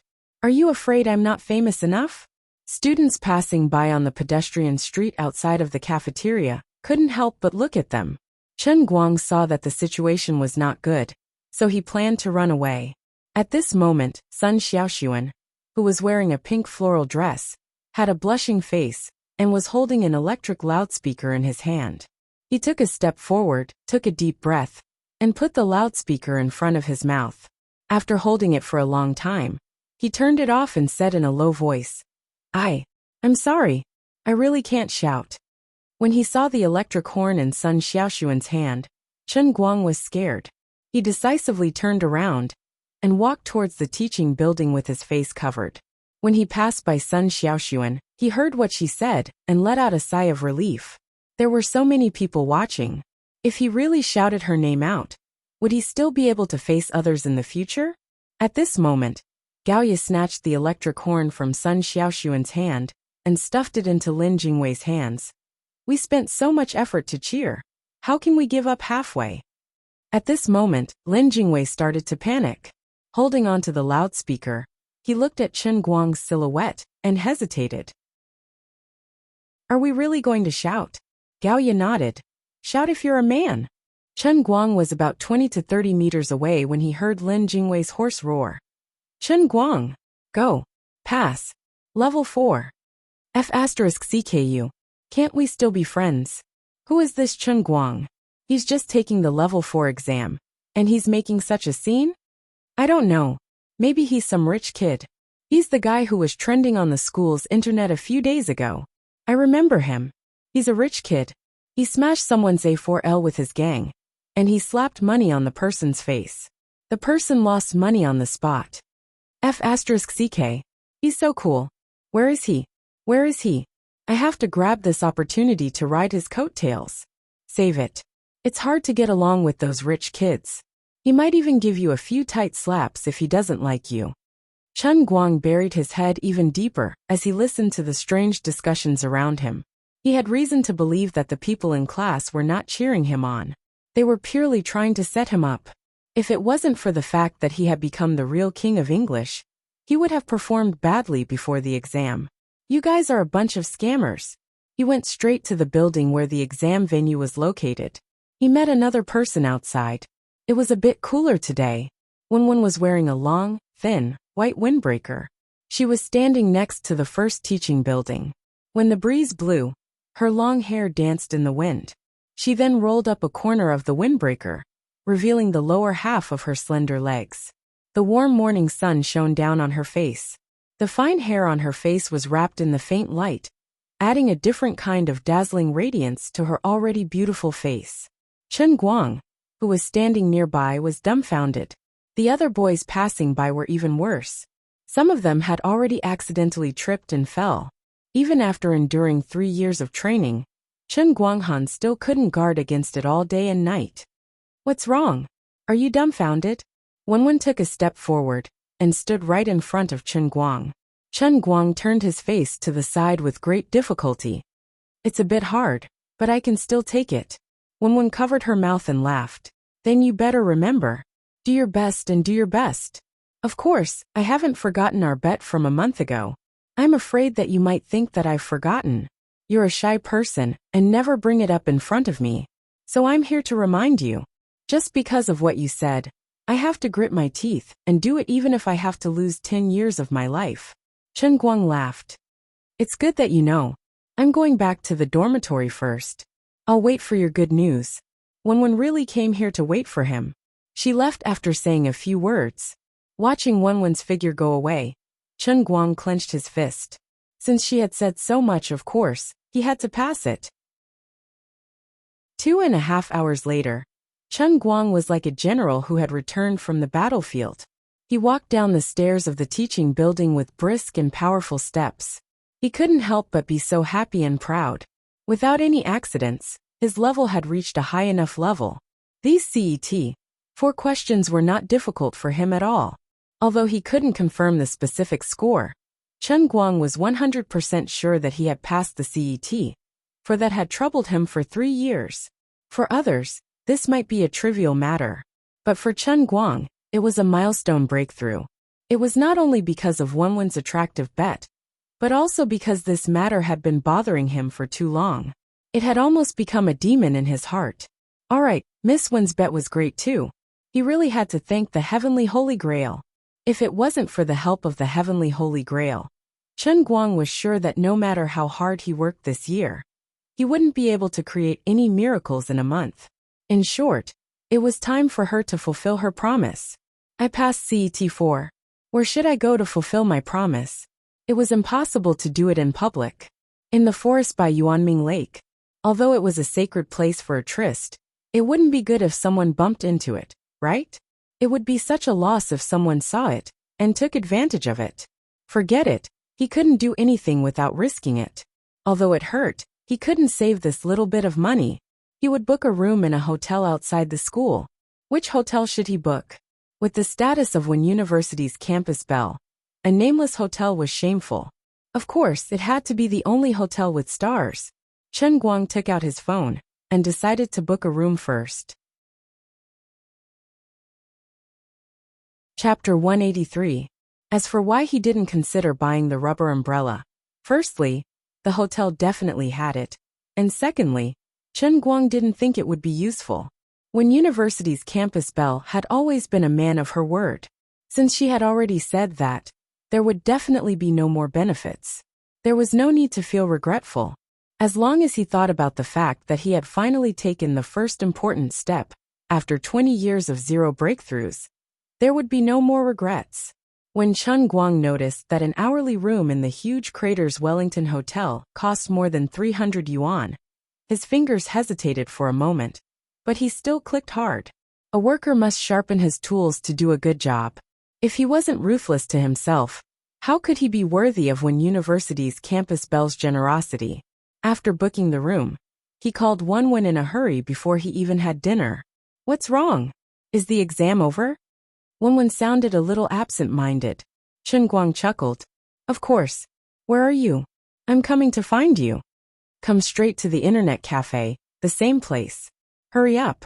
There are so many people today. There are at least 70 to 80 people trying to take your seat. Luckily, I used second uncle's ID to open a computer. Or else you would have lost your seat long ago. No wonder Wenwen's voice sounded absent-minded. It turned out that this big sister had already gone to the internet cafe and was in the middle of a fierce battle. Chen Guang was puzzled. Since you used second uncle's ID to open a computer, why didn't he just sit there and surf the internet? Why did he ask someone to come over and ask you? Wenwen spat at him from a distance. You really know how to think. Second uncle is already so old. I just used his ID, and he was so embarrassed that he almost broke a tree. He even let people into the internet cafe to sit. Chen Guang chuckled. He recalled second uncle's expert demeanor. It was a little out of place for such a person to sit in the internet cafe. After hanging up, he suddenly remembered that he had forgotten to tell her about the bet. He was so regretful that he stomped his feet. However, on second thought, she was there, and she wouldn't fly away. With Wonwon's personality, he wasn't afraid that she would go back on her word.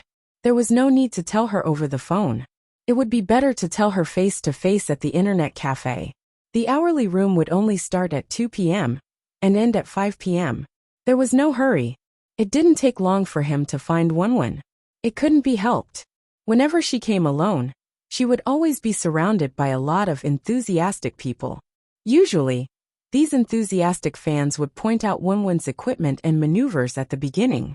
Even if they weren't Dota players, but League of Legends players, they were no exception. However, in the end, these people would shut their mouths one after another, not daring to speak out of turn due to Wonwon's gorgeous and precise manipulation. This was also the reason why she didn't like coming to the internet cafe alone. It was extremely annoying. "Excuse me, please excuse me." There were too many people standing in the aisle. Chen Guang couldn't smoothly move over. He could only politely ask the people squeezing in the aisle to make space for him. He didn't expect that the people surrounding him were all young and energetic lads. Everyone was busy watching their goddess maneuvers. It wasn't easy for them to occupy an advantageous position. How could they let a newcomer move away just like that? "Bro, don't you understand the principle of first come, first served? You should be aware that you're late. Just wait at the back. There'll be space for you when the people in front leave."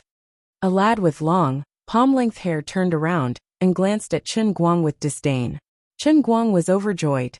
It had been so many days since he beat up Dong Tao. He hadn't fought anyone for a long time.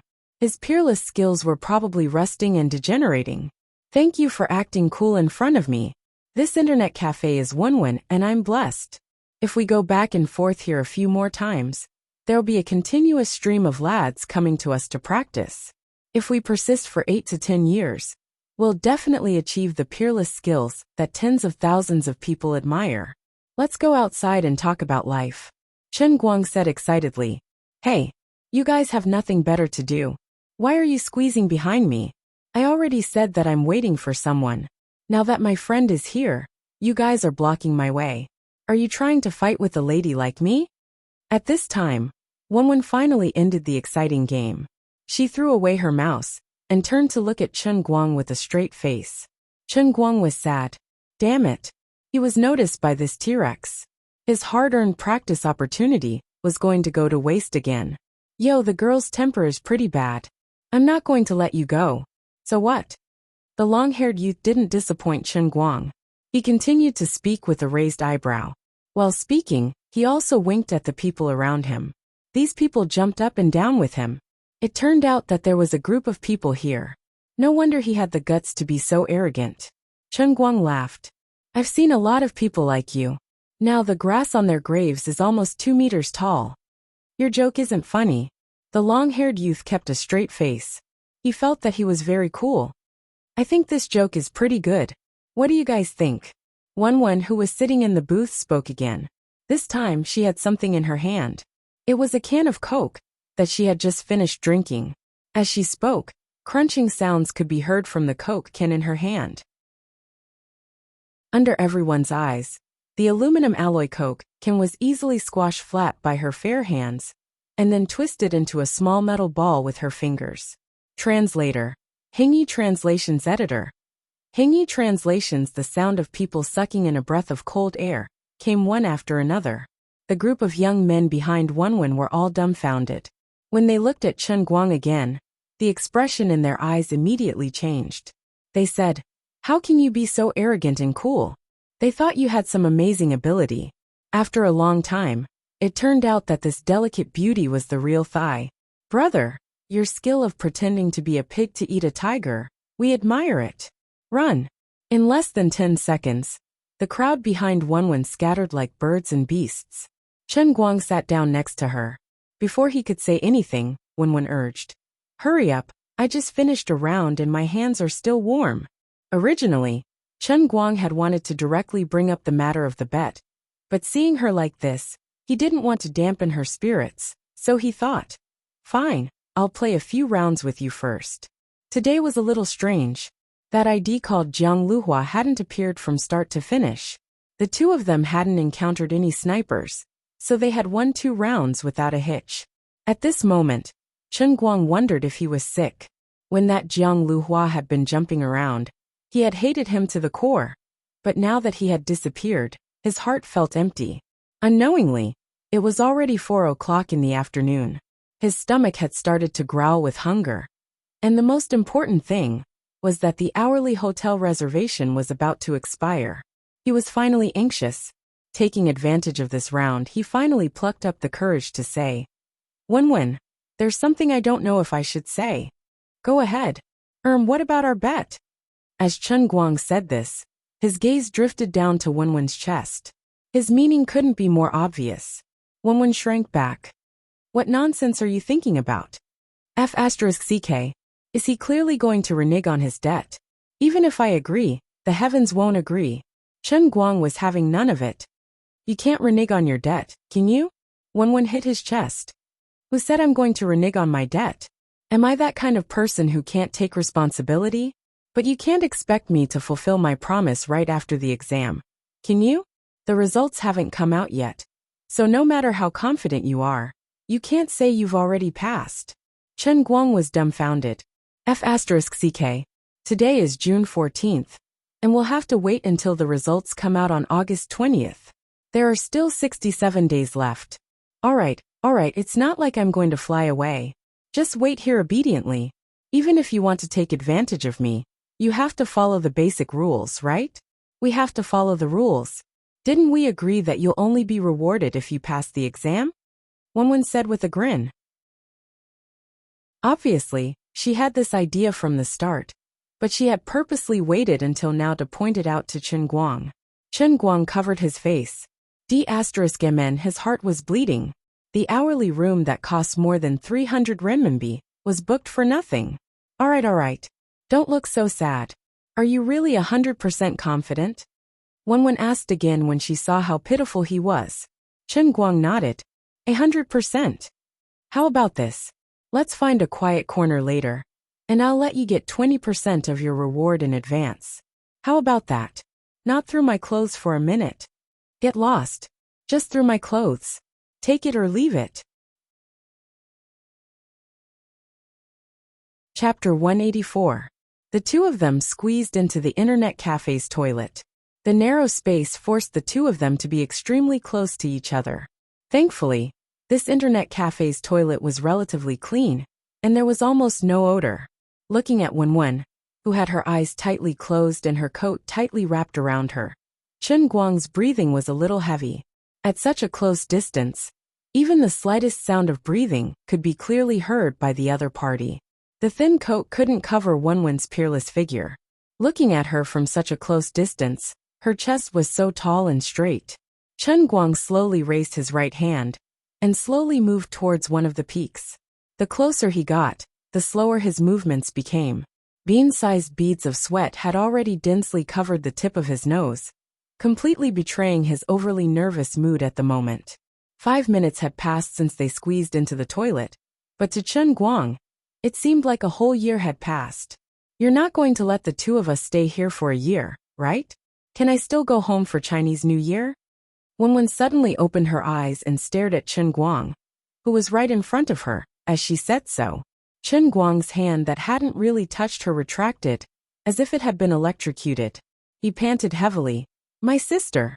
I'm about to succeed, don't suddenly scare me. Wenwen angrily stepped on his foot. I don't know what you're afraid of, I didn't say no. You've already retracted your hand at least 8 times. Can you blame me for this? Chen Guang put on a long face. What do you know? Although I've more or less accidentally taken advantage of you in the past, this is the first time in my life that I've had the opportunity to take the initiative to feel it. Can you please understand my nervousness a little? Screw you.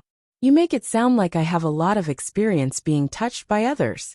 This is not the first time in my life. Stop dawdling. I'll give you one last chance. If you waste it again, you can go back to your dorm and pinch your pillow. Hurry up. As Wenwen spoke, she put her hands on Chen Guang's shoulders, straightened her chest, and closed her eyes again. Chen Guang took a deep breath.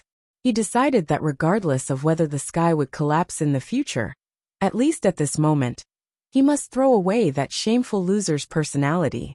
No matter how unreachable this great goddess Wen was, no matter whether the person living in her body was a man or a woman, and no matter how much she might regret it later and beat him up, right now he had to be a brave and valiant man.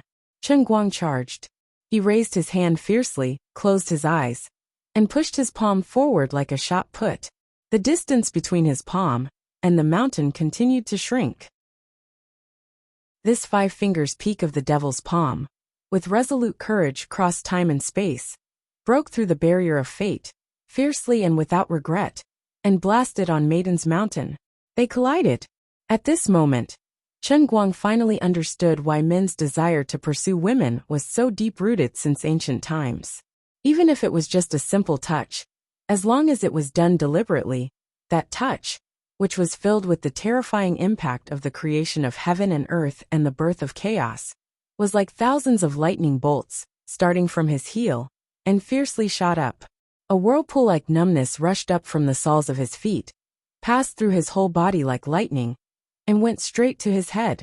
So, this was the feeling of pinching this maiden's peak. It was really incredible. This is a historical moment.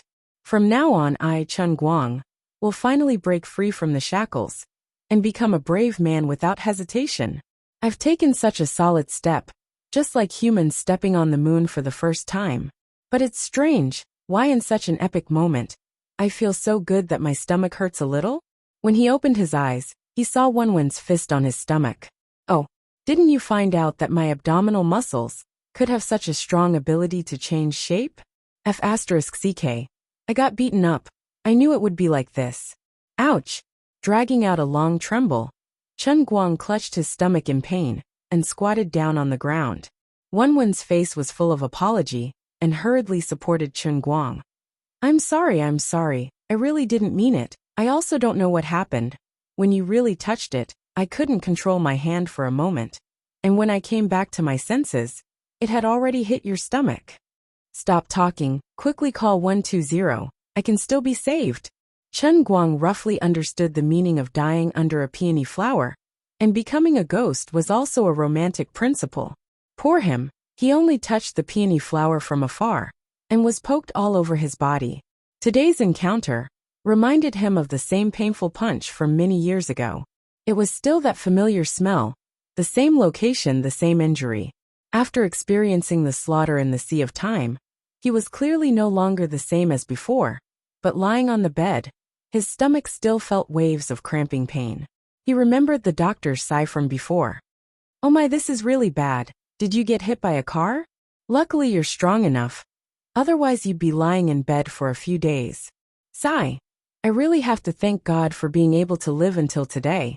Wenwen was currently sitting by the bed with an apologetic face, rubbing her hands in shame. Don't look at me with such a wrong face. I really didn't mean it. You have inner strength like second uncle.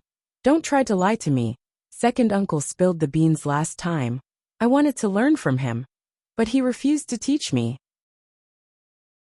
Chen Guang felt that this matter must be brought up. Otherwise, if this situation continues, when the results of the 4th level come out, if she really didn't want him to kiss her through her clothes, she would definitely punch his forehead, and then he would really die under a peony flower. Wenwen nodded helplessly. This is inner strength. Chen Guang immediately continued. Master, I want to learn. For the sake of brothers, just teach me a little. Otherwise I'll be beaten to death by you sooner or later. Wenwen sighed. I'm willing to teach you, but my family matters can't be explained with just a few words. But my family's matters can't be explained in just a few words. If you want to learn. How? What's the condition? Wenwen's face was filled with helplessness. Then you have to marry me. Is this a hard and fast rule? Chen Guang asked. Wenwen nodded. Yes. I can't go against it. Chen Guang spread his hands. I have no problem with it. Risk and benefit always coexist. Get lost. I have a problem with it. Wenwen rejected him decisively. Hearing those words, Chen Guang refused to accept it and continued. Look, the two of us are destined to be single forever. Instead of mocking each other for being single forever, why don't we just clap our hands together and form a pair? I think this is a good idea. Wenwen glanced at him disdainfully. Good my ass. I went to see a psychiatrist some time ago. Damn. What did the psychiatrist say? The psychiatrist said that I will definitely have a tendency of domestic violence in the future. After all, this lady is a little too manly sometimes. The weather is really good today, let's go for a walk. Didn't you say you want to marry me just now? Ha ha ha ha, ha ha ha ha aya. The so-called marrying Wenwen was just a joke between the two of them. Both of them were used to each other's mischief. But if they really wanted to turn each other into lovers, it would be exceptionally strange. Especially Chen Guang. Although he never took the initiative to inquire about Wenwen's family background, he knew that the gap between them was really too big. But he was not anxious, because he had the heavenly Holy Grail. However, it was not a joke. That punch today was worth it. The feeling of that moment could be remembered for half a year. Anyway, he did not plan to wash his hands this month. Chapter 185. In the next few days, the two of them didn't have much time to play games. After passing the CET4 exam, as a university student, the next thing they had to face was the final exam that the straight-A students were looking forward to, and the straight-A students were terrified of. Chen Guang didn't go to the sports car anymore. He only went to the city hospital every 1 or 2 days, and spent most of the rest of his time cramming for the final exam. As a senior straight-A student, he had a lot of experience in last-minute training. In less than a week, relying on his skillful experience, he passed 3 tests in a row, and solved the exams of 3 compulsory courses. Thank God, he would have more than a week of rest, and the next exam would be on June 27th. Although he had the fate of a protagonist with a magical artifact, he still had to be hung up and punished by his father if he failed. Old Master Chen Guang was also panicking in his heart. These days, he didn't even have the mood to ambush the heavenly Holy Grail's world in the cup. Anyway, there was still no movement from the heavenly Holy Grail, so he couldn't defend against it. If it weren't for Liuli's fairy-like face that would still occasionally appear in his dreams at night, Chen Guang would almost think that his heavenly Holy Grail was really an ordinary cup. Today, he woke up abnormally early, because he couldn't contain his excitement. After waiting for a long time, the 2 celebrities on his left and right hand were finally coming back from abroad. Their plane would arrive at Wujing Airport at about noon. In order to come to Wujing City, the 2 of them seemed to have really given themselves a long vacation. The 2 women, who lived under the spotlight all year round, played a big trick on the outside media. They made people think that they were still in the United States, but they had quietly boarded the plane back to China. The only people who knew that the 2 women were returning to China at this time were probably the passengers and flight attendants in the first-class cabin. There was no time for others to find a way to inform the reporters or paparazzi. The 2 of them made up their minds to look for Chen Guang as soon as they got off the plane, so they didn't arrange for a private car to pick them up. They knew that Chen Guang was online, so they directly asked Chen Guang to pick them up at the airport. Usually, when a certain celebrity left the airport on TV, he would be surrounded by all kinds of cameras and paparazzi, as if he had accidentally revealed his whereabouts. He would have to call for a large number of bodyguards to protect him before he could successfully walk out of the airport. In fact, those who knew the ropes all knew that this so-called leaking of their whereabouts was completely intentional. Usually, the purpose of doing this was to cover up the whereabouts of celebrities. A trip like this needed to be done with great fanfare, to promote a new film, a new song, or something else. Even if you were a celebrity like Wazai, it wouldn't be difficult for you to sneak out and land without anyone noticing. As a top-notch taxi driver, Chen Guang took a refreshing cold shower early in the morning. Then, he deliberately changed into a summer outfit that he thought was the best. It was a Hawaiian-style floral shirt and loose and handsome Hawaiian pants. He grabbed the styling gel that Lin Jingwei had been spraying on his head recently, and sprayed it all over his head, as if it was free. Then he combed his hair into a handsome windmill hairstyle. Master Guang decided to use his best condition to welcome the Patek Philippe. Oh no! The two friends who could save his mother's life. Just as he was about to go out, Bai Nyangzi walked out of the dormitory in slippers with narrowed eyes. He saw Chen Guang in the living room looking at the mirror and showing off his good looks as usual before going out. He complained, "Brother Guang, are you going on a blind date?" Chen Guang rolled his eyes at him in disdain. "What do you know? I'm going to earn big money. Are you really a gigolo?" TSK, with this hairstyle, Lin Jingwei's gel has almost been sprayed dry by you. There was still a third of it left when I secretly used it yesterday. As Bai Nyangzi complained on behalf of Lin Jingwei, he maliciously attacked Chen Guang's head with lightning speed, intending to destroy the hairstyle that he had painstakingly managed to do. Then the naive young man Bai Nyangzi let out a blood-curdling scream, while Chen Guang flashed an expression that said, "You deserve it," and swaggered off. Bai Nyangzi looked at his heavily injured right hand, wanting to cry but having no tears. Damn it! How hard did this grandson's hair get? It's bleeding from all the poking. There must be a hedgehog on his head. After throwing the bag into the car and placing the heavenly holy grail on the cup holder, Chen Guang whistled and went out the door. In the bag in the front passenger seat, there was a knitted scarf that he only used in winter, and a pair of sunglasses that he had originally planned to buy to show off, but he had only worn it once. Don't ask him why he brought these things. Today, he was going to pick up his left and right hand. If he wasn't prepared and someone took a picture of them and posted it on the internet, he would have to be prepared to say goodbye to his peaceful and comfortable life. Things like international flights were always unpredictable. Most of the time, it would arrive late to the point where it made people want to die. But occasionally, it would arrive an hour early, making people waiting at the airport to be picked up cry silently. For ordinary people, arriving early might be a good thing, but considering the special circumstances of his left and right hand, it would most likely turn into a terrible disaster if they were to stay at the airport for an hour. That was why Chen Guang left so early today. Halfway through the car, he hesitated for a long time and decided to do something. For his left and right hand, giving a Patek Philippe watch might be a simple way to express their gratitude. But for Chen Guang, the significance of this watch was too great.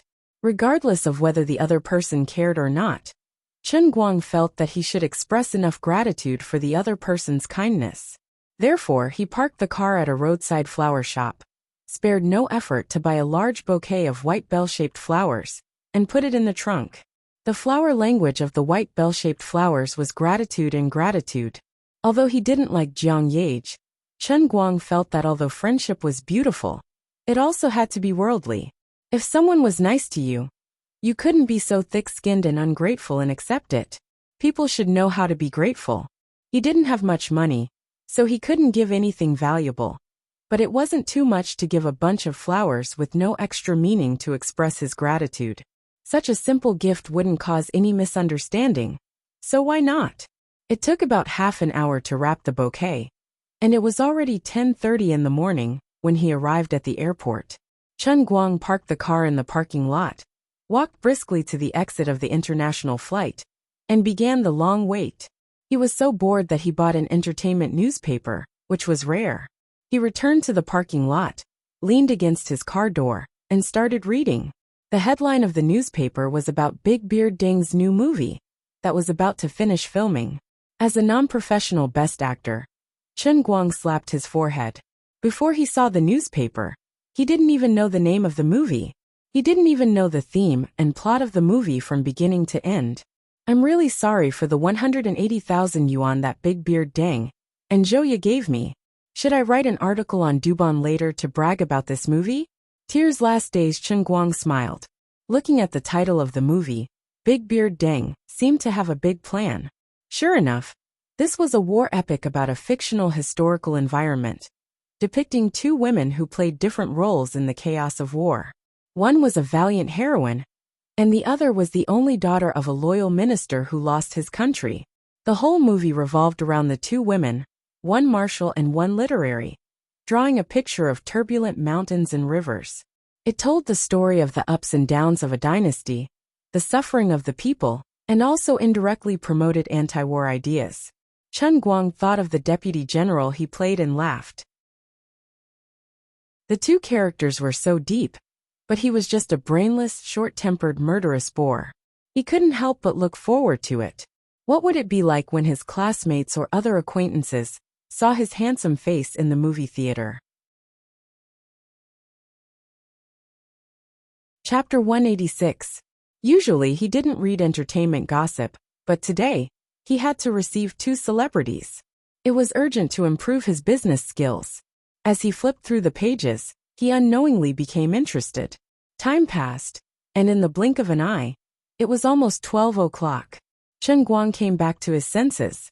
Oh my God, I've been standing beside the car like a fool for an hour. I don't even feel tired. Either my stamina is too good, or I comprehended Wenwen's inner force when I punched her that day. That's right. That must be it. Just then, the roar of an engine came from the parking lot. It sounded like a sports car. Chen Guang turned his head and saw a Bentley Continental pass the parking lot gate. It started to step on the accelerator and rushed straight towards him. There was an empty spot next to Chen Guang's car. After a short pause, the Bentley stared at the spot and swerved to the back of Chen Guang's car. Then, it rushed to the back of Chen Guang's car and swooped into the garage.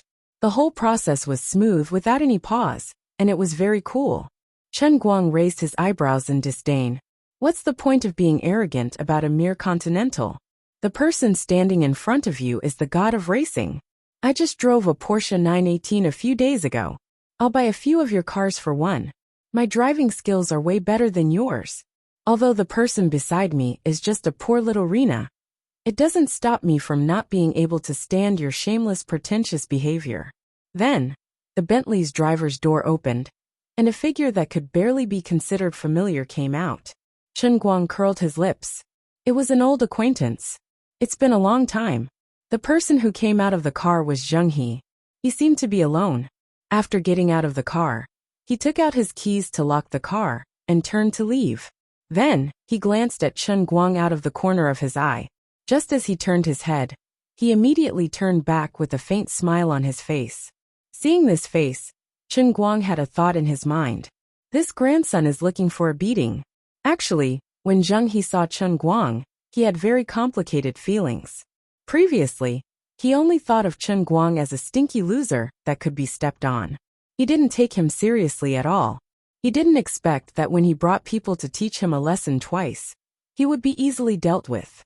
The second time Kim Jongpan, he finally managed to invite an expert, but he didn't even last for one round. He was knocked to the ground by Chen Guang backhand. He was so embarrassed that he pissed his pants. At that time, Zheng He was very unwilling to accept it. He even planned to use some really deadly means. But later, he changed his mind because Wenwen asked second uncle to put some pressure on Zheng He's father. So he had to restrain himself for the time being. As the saying goes, enemies are bound to meet here. Initially, Zheng He intended to turn a blind eye to Chen Guang and leave.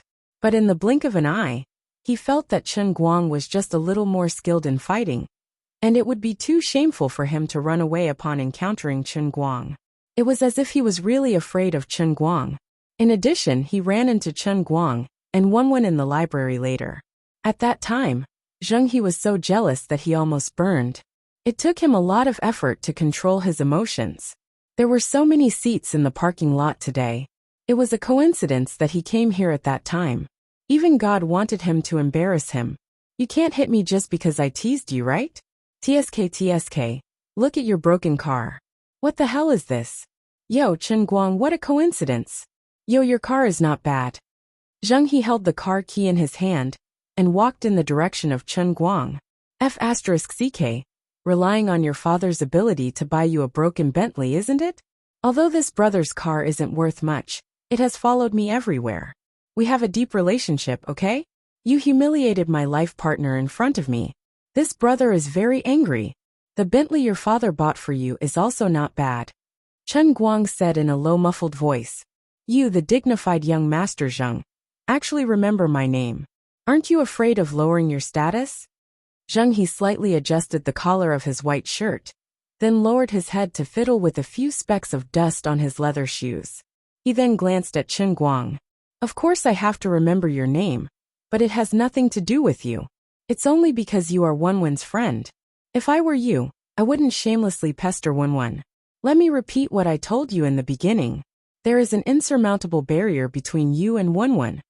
Chen Guang rolled his eyes. He thought to himself, you are the one shamelessly pestering Wenwen, not me. I am the one being pestered by Wenwen. Well, you continue to provoke me.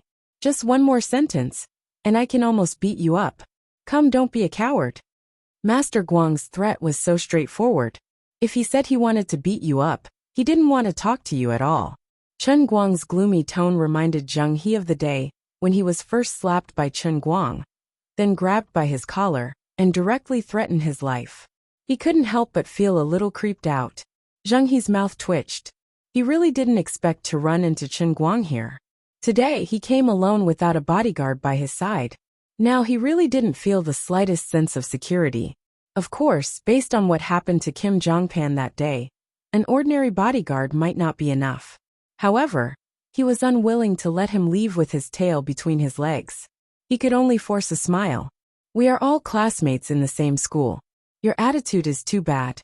I was just joking with you. Don't mind me. I'm sorry. I don't quite understand such a high-end joke. We are not the same kind of people. Don't make such jokes that will easily cause me to misunderstand. It's better for the two of us to maintain a distance. This is good for everyone. Don't you think so? Chen Guang moved in front of Zheng He and looked at him indifferently. Chen Guang wasn't joking with Zheng He. He had experienced the instantaneous ocean and was no longer the same as before. Otherwise, he might have really been crippled by Kim Jongpan back then.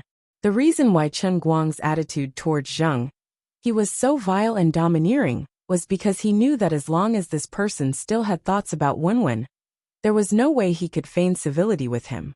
Rather than that, he might as well give him a sufficient sense of threat so that he wouldn't dare to act rashly. Chen Guang didn't know that if it wasn't for Wenwen's pressure, Zheng He wouldn't be so calm after being threatened by him. He really thought that it was his murderous aura that scared Zheng He. After saying that, Chen Guang didn't want to bother with him anymore. He folded the gossip newspaper in his hand and turned to walk towards the exit. Calculating the time, Jiang Yage and Jin Shiyue's plane was about to land. He didn't expect that Zheng He and the others would also come out from the international flight exit. The two of them finally met here. However, with the previous lesson, Zheng He didn't run to Chen Guang's side to invite a snub. Instead, he stood at the other side with a calm face. No one knew what he was thinking. Chapter 187. Zheng He knew that Chen Guang usually ran online to earn money. Although he had never used it, he seemed to have heard that some people would increase the price of an online booking in advance when they came back from abroad, so that they could get off the plane and leave as soon as possible. Therefore, Zheng He speculated that Chen Guang had accepted the booking and came over to earn extra money. Thinking about the person he was going to pick up today, Zheng He rolled his eyes and had an idea. Chen Guang held the newspaper behind his back with one hand and held his phone with the other. He stretched his neck to look inside. The notice board had already shown that Jin Jiang and Jin Yu's plane had arrived. It was estimated that they would be coming out soon. On the other side, Zheng He was hiding in a corner and talking to someone on the phone. This grandson had actually contacted the person he was going to pick up first. Chen Guang was a little unhappy.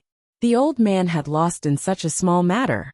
According to the text message sent by Jiang Yage during the transfer, Chen Guang knew that the two of them were wearing light blue jackets and large-framed sunglasses that covered most of their faces. Jiang Yage was wearing a pink sun hat, while Jin Shiyue was wearing a sky-blue sun hat. With such distinctive characteristics, Chen Guang felt that he should be able to easily recognize the two of them. As for why he didn't hold up a sign, what a joke. With my domineering handsomeness, I don't need to hold up a sign. Even if I hid in a crowd, I would definitely be recognized at a glance. Just as he was staring with his eyes wide open, a graceful figure suddenly jumped out from in front of him and bumped into him. There was an assassin. Chen Guang reacted quickly and retreated. Humph. You want to assassinate me? Practice for another 10 years. Just as he was feeling proud, the figure in front of him shook her hand. Then, a large glass of orange juice flew out of her hand like a hidden weapon and hit Chen Guang's clothes. The fresh and hot orange juice splashed and enchanted his Hawaiian suit with a layer of bright orange. This damned assassin had a long-range weapon, and the old man fell for it. Chen Guang was infuriated. There were at least 100 people at the exit. Why don't you just scatter it all over my body? My Hawaiian suit is very expensive. I didn't hesitate to spend a lot of money to buy this when I was still a second-generation rich kid in the urban-rural fringe. It added up to more than 1,000. Sorry. I was too careless. I'm sorry. Seeing that she was in trouble, the graceful figure first used her hand to lift her sunglasses, then stretched out a pair of slender hands to touch Chen Guang's body, as if she was going to wipe the orange juice off his body. Chen Guang pushed her hand away impatiently. Miss, please be more dignified. I'm not familiar with you. However, the woman did not let it go. As she spoke, she reached out to pull on Chen Guang's clothes. Her words were even more apologetic. I'm really sorry for dirtying your clothes, sir. Are you waiting for someone? Why don't you come with me to the city, and I'll buy you a new suit? As the woman spoke, she moved her face closer and closer. Then, without changing her expression, she quickly took off her sunglasses, revealing an apologetic face, and quickly put them back on. Chen Guang's heart skipped a beat. Oh, what's going on today? I haven't even caught up with the big shots in my left and right hands, and I've already bumped into a fish that slipped through the net? The woman's movements were very fast, but Chen Guang still recognized her from a glance. She was actually a rising popular movie star.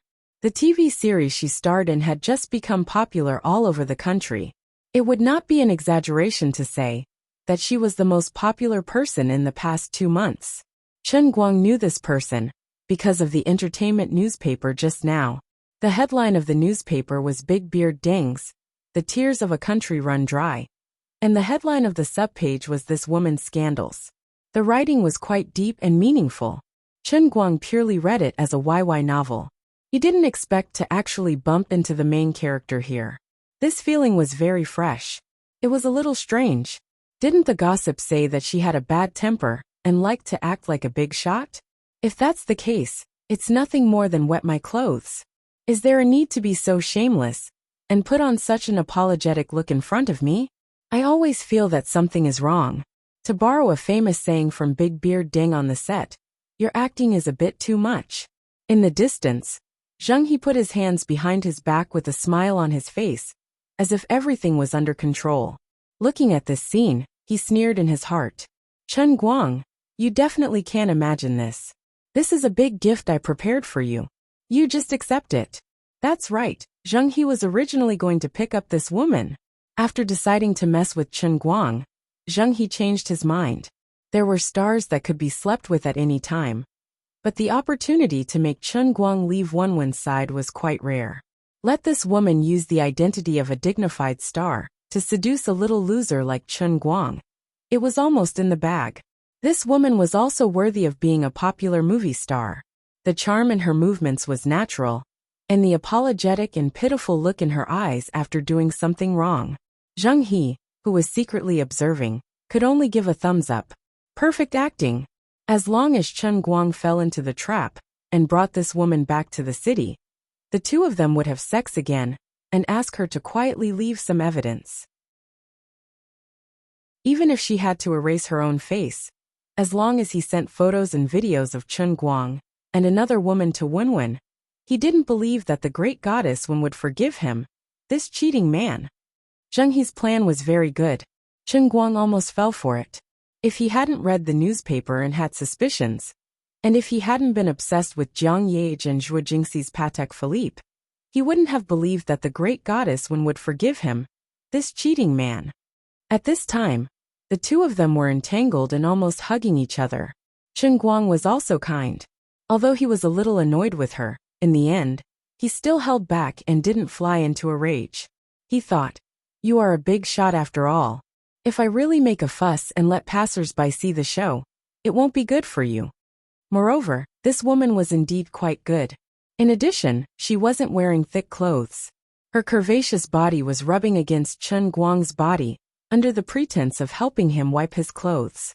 Chen Guang had already retreated to the corner of the wall. There was no way out. His heart was very complicated. He was annoyed and happy at the same time. He almost couldn't help but shout for help. Damn it. I just saw the gossip about you. I know that you are a powerful social butterfly in the world, but your skills are a little too profound. You just randomly grab someone and use your skills.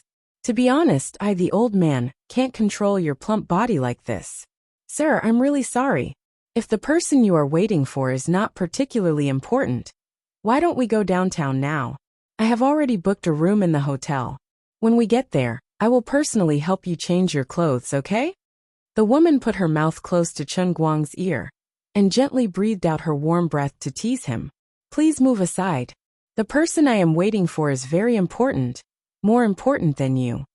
At this critical moment, Chen Guang's reason finally won the upper hand. The social butterfly looked delicious, but Patek Philippe was still more tempting. Besides, although my car is broken and lousy, I have to drive the left and right hands of the national idol. You. Not good enough. What? The woman was shocked. She didn't expect that she couldn't even handle such a little boy after using all her skills. Her eyes subconsciously drifted to Zheng He's side. Seeing this, Zheng He knew that he was in trouble. Chen Guang was very sharp. He saw the key point in an instant. Just now, he saw that Zheng He was talking to someone on the phone, but he didn't see the person he was waiting for. Moreover, when the woman came out, she was walking steadily, but when she came in front of him, she inexplicably tripped her right foot with her left foot.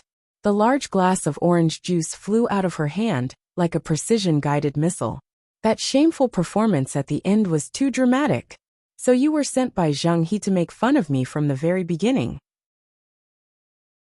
Poor Chen Guang. He still didn't know that Zheng He's teasing was really to give him a beautiful encounter. Otherwise, he might be quite regretful. Chapter 188. Are you done with your act? If you're done, get out of the way. Otherwise, I'll shout your name out loud. There are so many people here. You'll be in for a treat. A celebrity? I don't think you're any better than a prostitute. You flew all the way to Wujing to deliver a package to Zheng He, didn't you? Since they're Zheng He's people, then they're enemies. Hence, Chen Guang wasn't polite with his words. The female celebrity looked a little embarrassed, but she quickly composed herself and walked toward Zheng He. Zheng He sighed. He knew he was exposed. He glared at the female celebrity when she walked over, but did not say anything. Holding onto a damp newspaper, Chen Guang walked in the direction of the two of them. Zheng He thought he was going to hit him, so he took a step back. Chen Guang, don't do anything stupid. In front of so many people. Chen Guang waved his hand impatiently. Fine, fine. I know you're a coward. You don't have to say it again. As he said that, Chen Guang flipped to the page with the female celebrity gossip. He chuckled and said, Young Master Zheng, you have a good appetite. Let me help you count how many people there are. 1, 2, 3, 4, 5, 6, 7, 8, 9, 9. TSK. I'm impressed. Chen Guang was furious when he thought about how this bastard looked down on him, and how he had sent such a piece of trash to seduce him. He almost fell for it. If he did not come over to discuss this bastard, he would feel suffocated. Zheng He blushed. The female celebrity was also a little embarrassed. Although the gossip in the newspaper was mostly false, she was not clean herself. If it had been someone else, she would have been furious if she had been slapped in the face with this kind of gossip. Unfortunately, when this person came over just now, even Zheng He, the son of the chairman of New Radiance Entertainment, showed his fear. How could the female star dare to treat Chen Guang as a loser anymore? She only thought that this person was Zheng He's sworn enemy. When she thought about how she was actually involved in the fight between the two young masters, she was so nervous that cold air came out from the soles of her feet. Zheng He was embarrassed and felt that he had lost face again. He gritted his teeth and thought, damn it, I don't believe that this brat would dare to attack me in public. I promised my father that I wouldn't take the initiative to provoke him, but I didn't say that I can't resist him if he wants to ride on my head, right? Chen Guang, don't be so harsh with your words. There wasn't a single woman in the entertainment industry who was completely clean. You're saying the grapes are sour when you can't eat them. Zheng He said through gritted teeth. It was undeniable that what he said made sense. The so-called dirty and clean were all relative. To a man, being able to obtain a woman with a certain level of fame was something that gave him a sense of achievement. He was about to ascend to the heavens. Zheng He was trembling all over. He was all too clear about Chen Guang's real background. He was definitely not the son of some big shot. But what was going on with this guy? It was one thing for Wenwen to favor him. But what was up with Jiang Yage today? She definitely wouldn't lower herself to hold Chen Guang's arm just to embarrass him. It was just a harmless tease, and he had immediately apologized to her face. Her behavior could only mean that these two were really familiar with each other. Moreover, their relationship wasn't ordinary.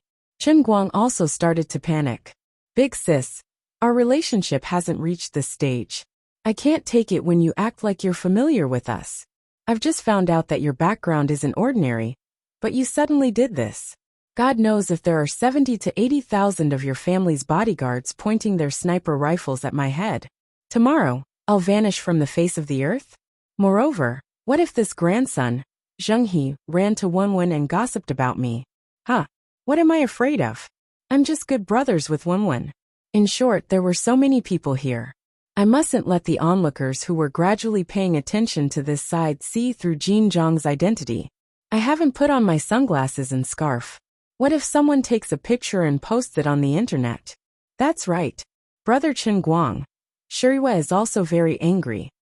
At this moment, Jin Shiyue, who had been standing quietly behind Chen Guang, also did something that exceeded everyone's expectations. Even Jiang Yage was shocked.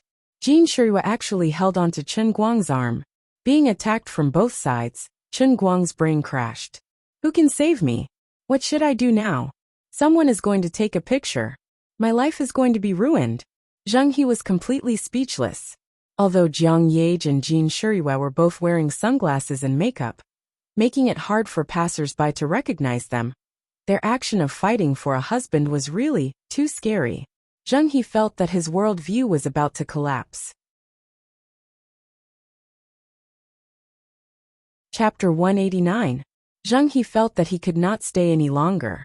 Compared to the two women who were holding onto Chen Guang's left and right hands, the little movie star that he was so proud of earlier had become a tragedy. He was clearly the future successor of New Radiance, but he was wearing a pair of worn-out shoes that had been worn out. On the other hand, Chen Guang was wearing 2 pairs of crystal and diamond shoes that everyone could only dream of. I'm sorry, I'm really sorry. I didn't mean to say that. I still have some matters to attend to, so I'll be leaving first. I'll come back another day to apologize. Zheng He's face was flushed red as he bowed deeply at Jiang Yage before turning to leave. The starlet, who was already pale with fright, bowed deeply at Chen Guang. I'm sorry, Mr. Chen, I really, scram. Jiang Yage did not let her finish her sentence. What a joke. My big brother Chen Guang is someone that a fickle woman like you can cozy up to. The starlet shuddered and quickly turned to chase after Zheng He.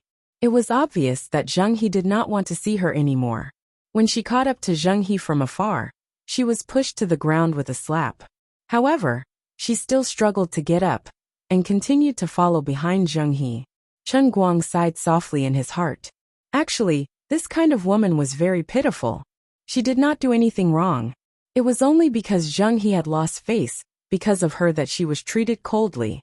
Yet, she still had to follow him like a dog, wagging her tail and begging for pity because she could not afford to offend Zheng He.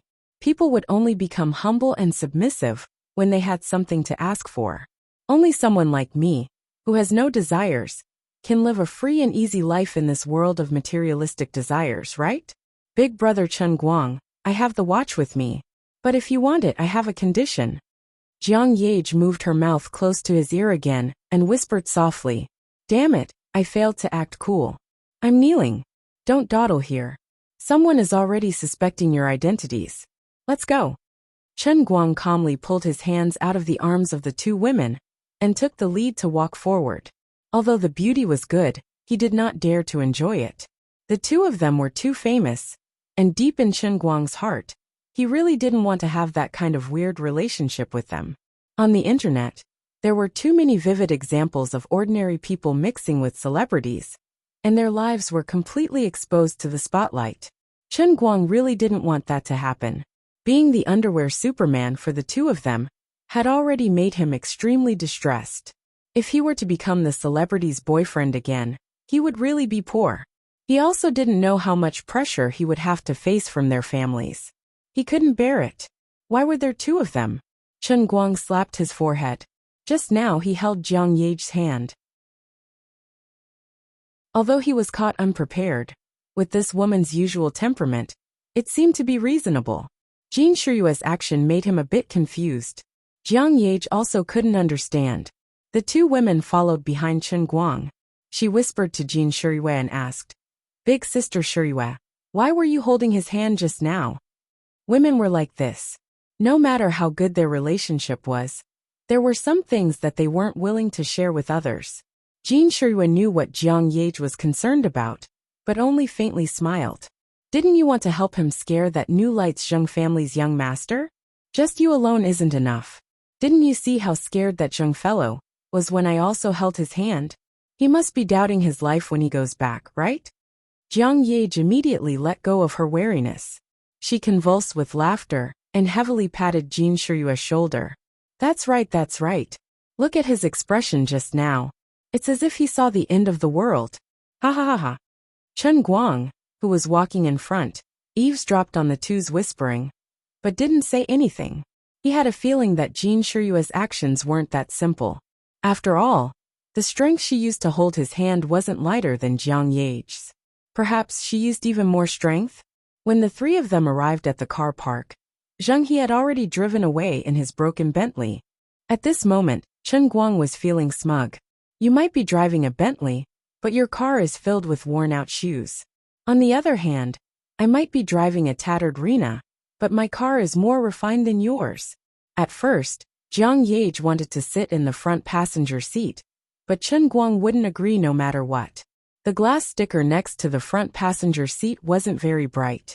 He was afraid that people would recognize Jiang Ye from the outside, so he chased the two of them to the back seat.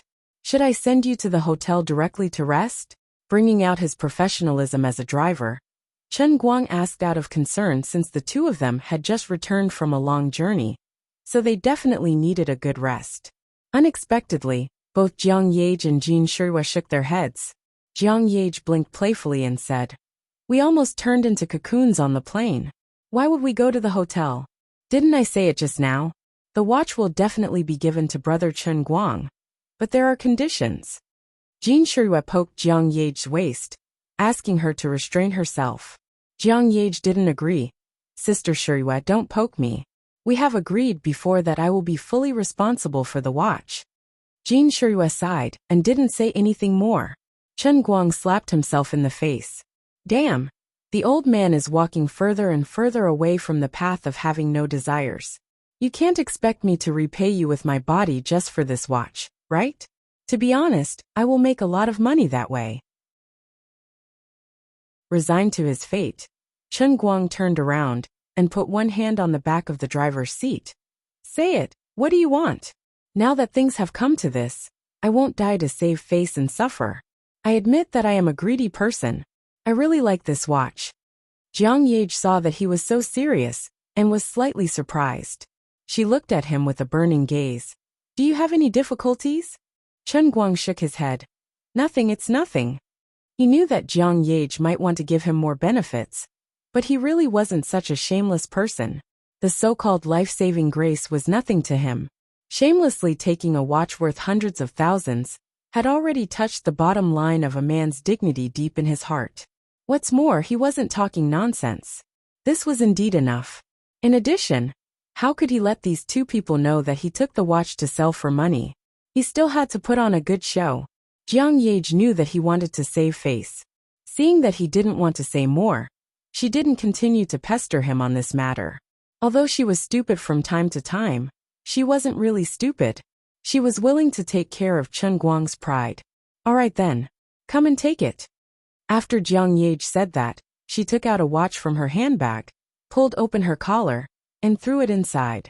Then she puffed out her chest and looked at Chen Guang expectantly. Hearing those words, Chen Guang's face turned dark as he inwardly cursed. If it wasn't for the fact that you're willing to sacrifice yourself to push Jin Shirui into my embrace, I wouldn't have a good first impression of you. Otherwise, I wouldn't be able to be friends with you for the rest of my life. You better be more like it. In the end, he couldn't hold it in. This was too much of a bully. Chapter 190. Seeing that Chen Guang was angry, Jin Shirui poked Jiang Yage with all her might. Jiang Yage blushed. I accidentally got carried away again. How would they know that Chen Guang's angry look was just a facade? In fact, he was also in a dilemma. Should he take the watch or not? He was not sure if Jiang Yage was serious, or just teasing him. After all, this woman had too many bad records. He asked himself. From this angle, Jiang Yage's plump breasts were indeed very attractive. Chen Guang had seen Jiang Yage's dance performance on TV more than once. Although Jiang Yage's left and right hand were not famous for their dance music, that was only because the two women's talents were too comprehensive. She had been dancing for a long time, so her figure was far more fit and beautiful than the average person. Her natural perky breasts were even more attractive under her deliberate perky breasts. It was not hard to imagine that the elasticity must be excellent. If I really take it, can I really put my hand into her neckline? But is it possible that she is testing me on purpose? If I really put my hand in, will she and Jin Shirui look down on me? Damn, it's very possible. You are so vicious, digging such a big hole for me out of nowhere. How can a gentleman like me give in so easily? Chen Guang continued to keep a straight face and activated his sage mode. Jiang Yage looked at Chen Guang timidly. She was a little scared, but no one knew what was going on in her mind. She suddenly plucked up her courage and clenched her teeth. Fight! She, who was sitting in the back row, suddenly stretched out her hand and grabbed Chen Guang's hand that was hanging in midair. Then, she stretched it towards her chest. Damn! I'm going to explode! Chen Guang roared in his heart. Take it! Oh my god, I suddenly feel weak. There must be something wrong. Well, it's my moral integrity that is broken. In the blink of an eye, Jiang Yage pulled Chen Guang's hand to her chest. She was also flustered and didn't aim at the right angle, causing her to bump into Chen Guang. The claw deviated by 3 inches and hit one of the peaks, almost flattening it. For a brief moment, Chen Guang was at a loss as to what to do. Jin Shirui was also shocked by Jiang Yage's sudden action. She looked at Chen Guang and thought that he was going to get angry, so she quickly pulled Jiang Yage's hand. Jiang Yage's mind instantly sobered up. When she looked at Chen Guang's bulging eyes, she was also scared. When she thought of her behavior just now, she felt that she was crazy. She quickly let go of Chen Guang's hand and squeezed out an apologetic expression. She pouted and took out the watch from her chest and handed it to him. Here. I'm sorry. It's rare to see you. I was too happy. I was just joking with you. Really, thank you for saving my life. I hope you don't mind. This is Sister Shirui's and my kind intentions. It's a rare limited edition Patek Philippe. It's not the kind that can be bought online. Patek Philippe finally got his hands on it, but Chen Guang's mood of being stimulated by Jiang Yage just now was gone. Finally, you're here. My Patek Philippe. Jiang Yage's white jade-like fingers gently rested on the watch. The watch mirror made of natural sapphire was so bright and dazzling under the sunlight. The round and steady dial shone with a silver metallic luster. The hands inside and even every scale on the dial looked so perfect and harmonious. It was simply a work of art that excelled the workmanship of nature. The lines on the crocodile skin strap were so fine and neat, so exquisite that people couldn't bear to touch it. Looking at it quietly, Chen Guang tried to control his breathing and heartbeat. He didn't want to appear so worldly, but this watch was really too important. It was so important that he felt that his heartbeat was about to stop just by looking at it. Jin Shirui on the side took on the role of the commentator. This watch was brought back from Geneva by a friend of mine a few days ago. It is said that it is one of the most satisfactory works of Patek Philippe's chief master, Bronte Comet. Of course, it is only a property after all. It is not as precious as life. When you saved our lives, someone took a video. We saw you sprinting against time in the water. And we also thought that giving you this watch is the best way to express our gratitude. It's nothing. It's really nothing. Everything is predestined. For me to appear there at that time. It was also fate, it was fate. Even without me, maybe someone else could have done it. Chen Guang said. But his heart was beating faster. He had checked the price of Patek Philippe on the internet. He thought it was at most 5 or 600,000 yuan. But listening to Jiang Yage and Jin Shuriyue, it seemed that 5 or 600,000 yuan was not enough to buy this watch. Although he didn't know Bronte Comet, since he was called the chief, the things he made would not be cheaper than those mass-produced by others. Just like the same brush calligraphy, some people's calligraphy was worth more than 10,000 yuan, while some people's rice paper could only be piled up at home. Well, the more valuable it was, the better. Chen Guang slowly reached out and approached the watch little by little. He even blamed Jiang Yage in his heart. Such a valuable thing. But you put it in your bag casually, instead of putting it in a box. What if it was scratched? At this moment, Jiang Yage's fingers accidentally shook, and the Patek Philippe slipped from her fingers and fell to the ground in front of the three people's stunned eyes. I was scared to death. I was scared to death. Fortunately, there was no damage. Chen Guang carefully put the watch into the box and glared at Jiang Yage. Be careful. Look, after I got the thing, I instantly recovered my domineering attitude. Jiang Yage felt wronged. My skin is too good. I didn't expect it to be so smooth. Did you eat slippery fruit? Chen Guang was ready to start the car and leave. Let me tell you, when I saved the two of you that day, Jin Shuriyue had already lost consciousness. You're probably still a little conscious. At that time I admired you. You actually pushed Jin Shuriyue over, and you were pushed far away. At that time, I simply admired you and felt that you were a living great man. But now, you have completely destroyed your image of a great man in my heart. Your star image, and the light of a saint in my heart, have completely collapsed. Ah, there is such a thing. I have no impression at all. Sister Shuriyue, don't listen to his nonsense. Jiang Yage looked like she didn't remember at all. Ba. What image of a saint? I am not so noble. Jin Shuriyue trembled slightly. She squeezed out a complicated smile on her face and glanced at Jiang Yage. Yage. Jiang Yage waved her hand like an electric fan. Sister Shuriyue, don't look at me like that. I don't believe it myself. Chen Guang, don't talk nonsense. She appeared to be very flustered. Chen Guang didn't expect that after he accidentally said this, it would make the two women so embarrassed. That's true. After all, it's a life. Who can face it calmly? But looking at Jiang Yage's appearance, it seems that she has always remembered it. Jin Shuriyue only found out today. Well, I took the initiative to help this deceiving woman repair her image. Forget it, I will help them divert attention. If I knew that you didn't want to let Jin Shuriyue know, I wouldn't have let it slip. By the way, since I said that I will agree to your request, say it? Although I have hundreds of thousands of affairs every minute, I have already planned the whole day for you two distinguished guests. The old man has been running the internet for more than 10 years. I have picked up tens of thousands of customers, but there is really no one as distinguished as you two. Chen Guang began to play funny. His mood is indeed very good. He got the watch. Just now, Jiang Yage went crazy and gave him such a good benefit. How can he not be happy? To be honest, it feels good to be friends with her. Not lacking money, also giving benefits.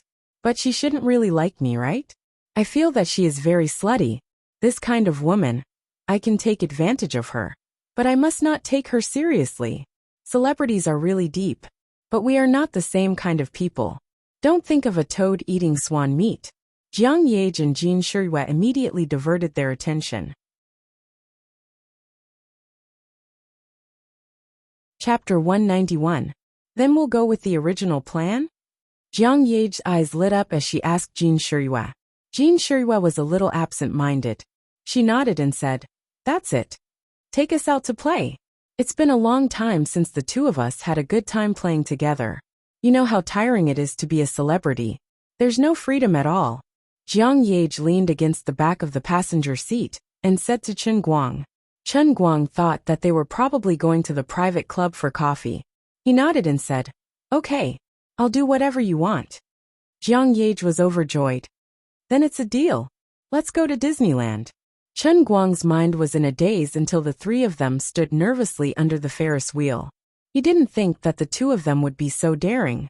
They didn't play by the rules, and were completely unreasonable. Weren't they afraid of being recognized? Well, there was no possibility of being recognized. Sun hats, big sunglasses, and big masks with Nick the Fox and Judy the Bunny printed on them. "It's fine if we're fully armed. But why are you doing the same? Don't you look even more suspicious?" Jiang Yage said in a muffled voice through the mask. Chen Guang didn't look much better.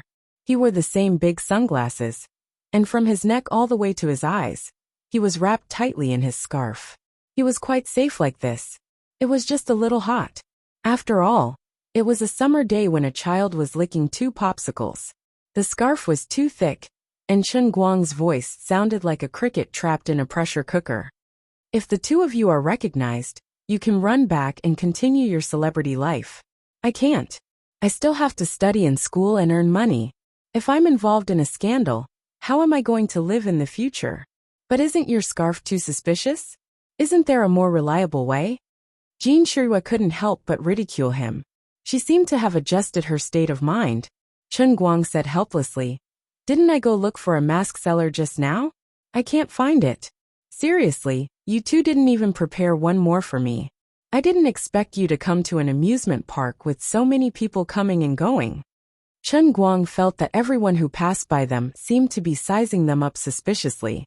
There was something fishy about everyone. Fortunately, it was a lucky hit. His appearance was too eye-catching, so he stole the limelight from the two women. Not many people noticed these 2 ticking time bombs. Although it wasn't the peak season, the newly opened Disneyland's business was booming. There was a sea of people. Chen Guang was as nervous as a sheepdog that had brought 2 lambs into a pack of wolves. But thankfully, he managed to escape unscathed after trying the roller coaster, trapeze, Ferris wheel and pirate ship. "All right, you might as well take off your scarf.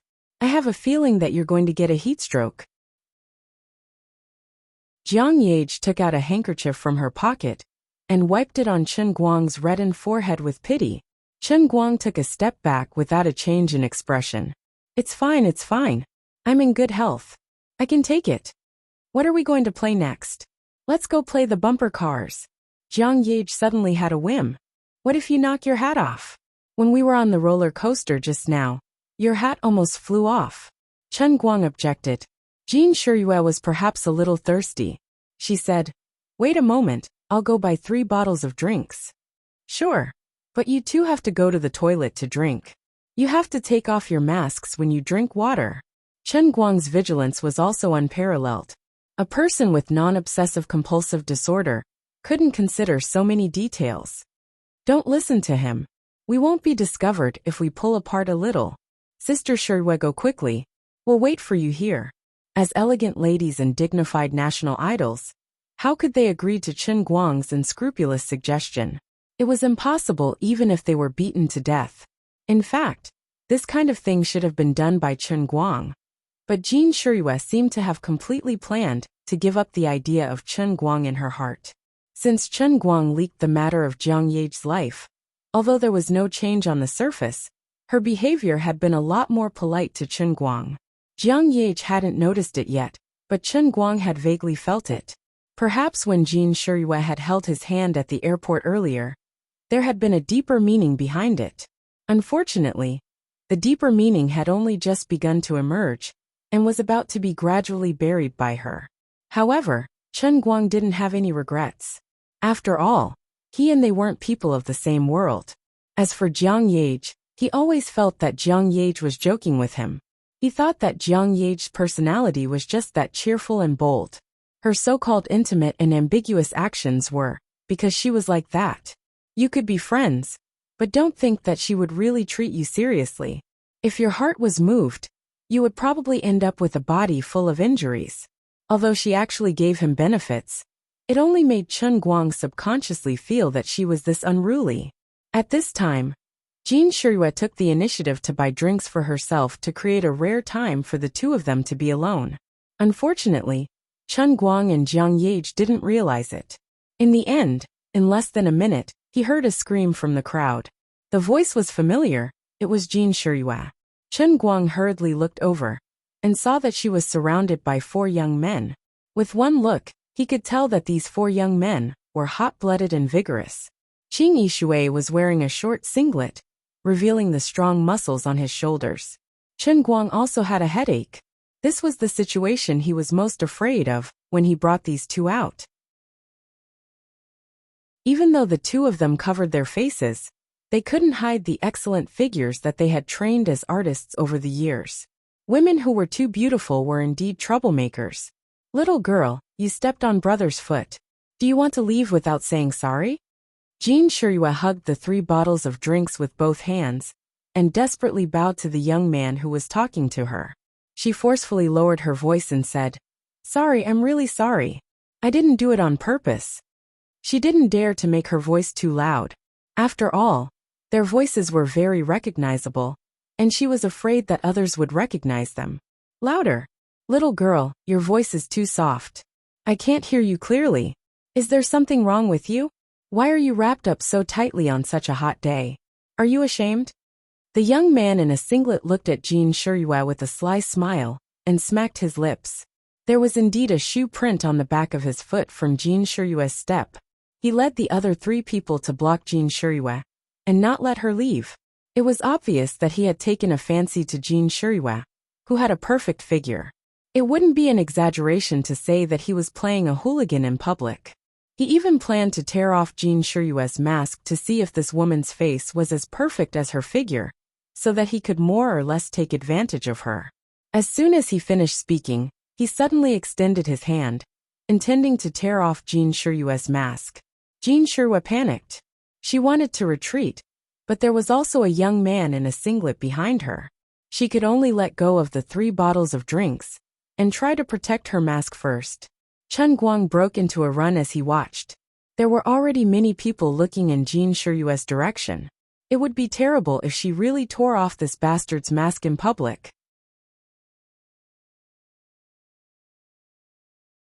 Chapter 192. Killing is just a matter of nodding one's head to the ground.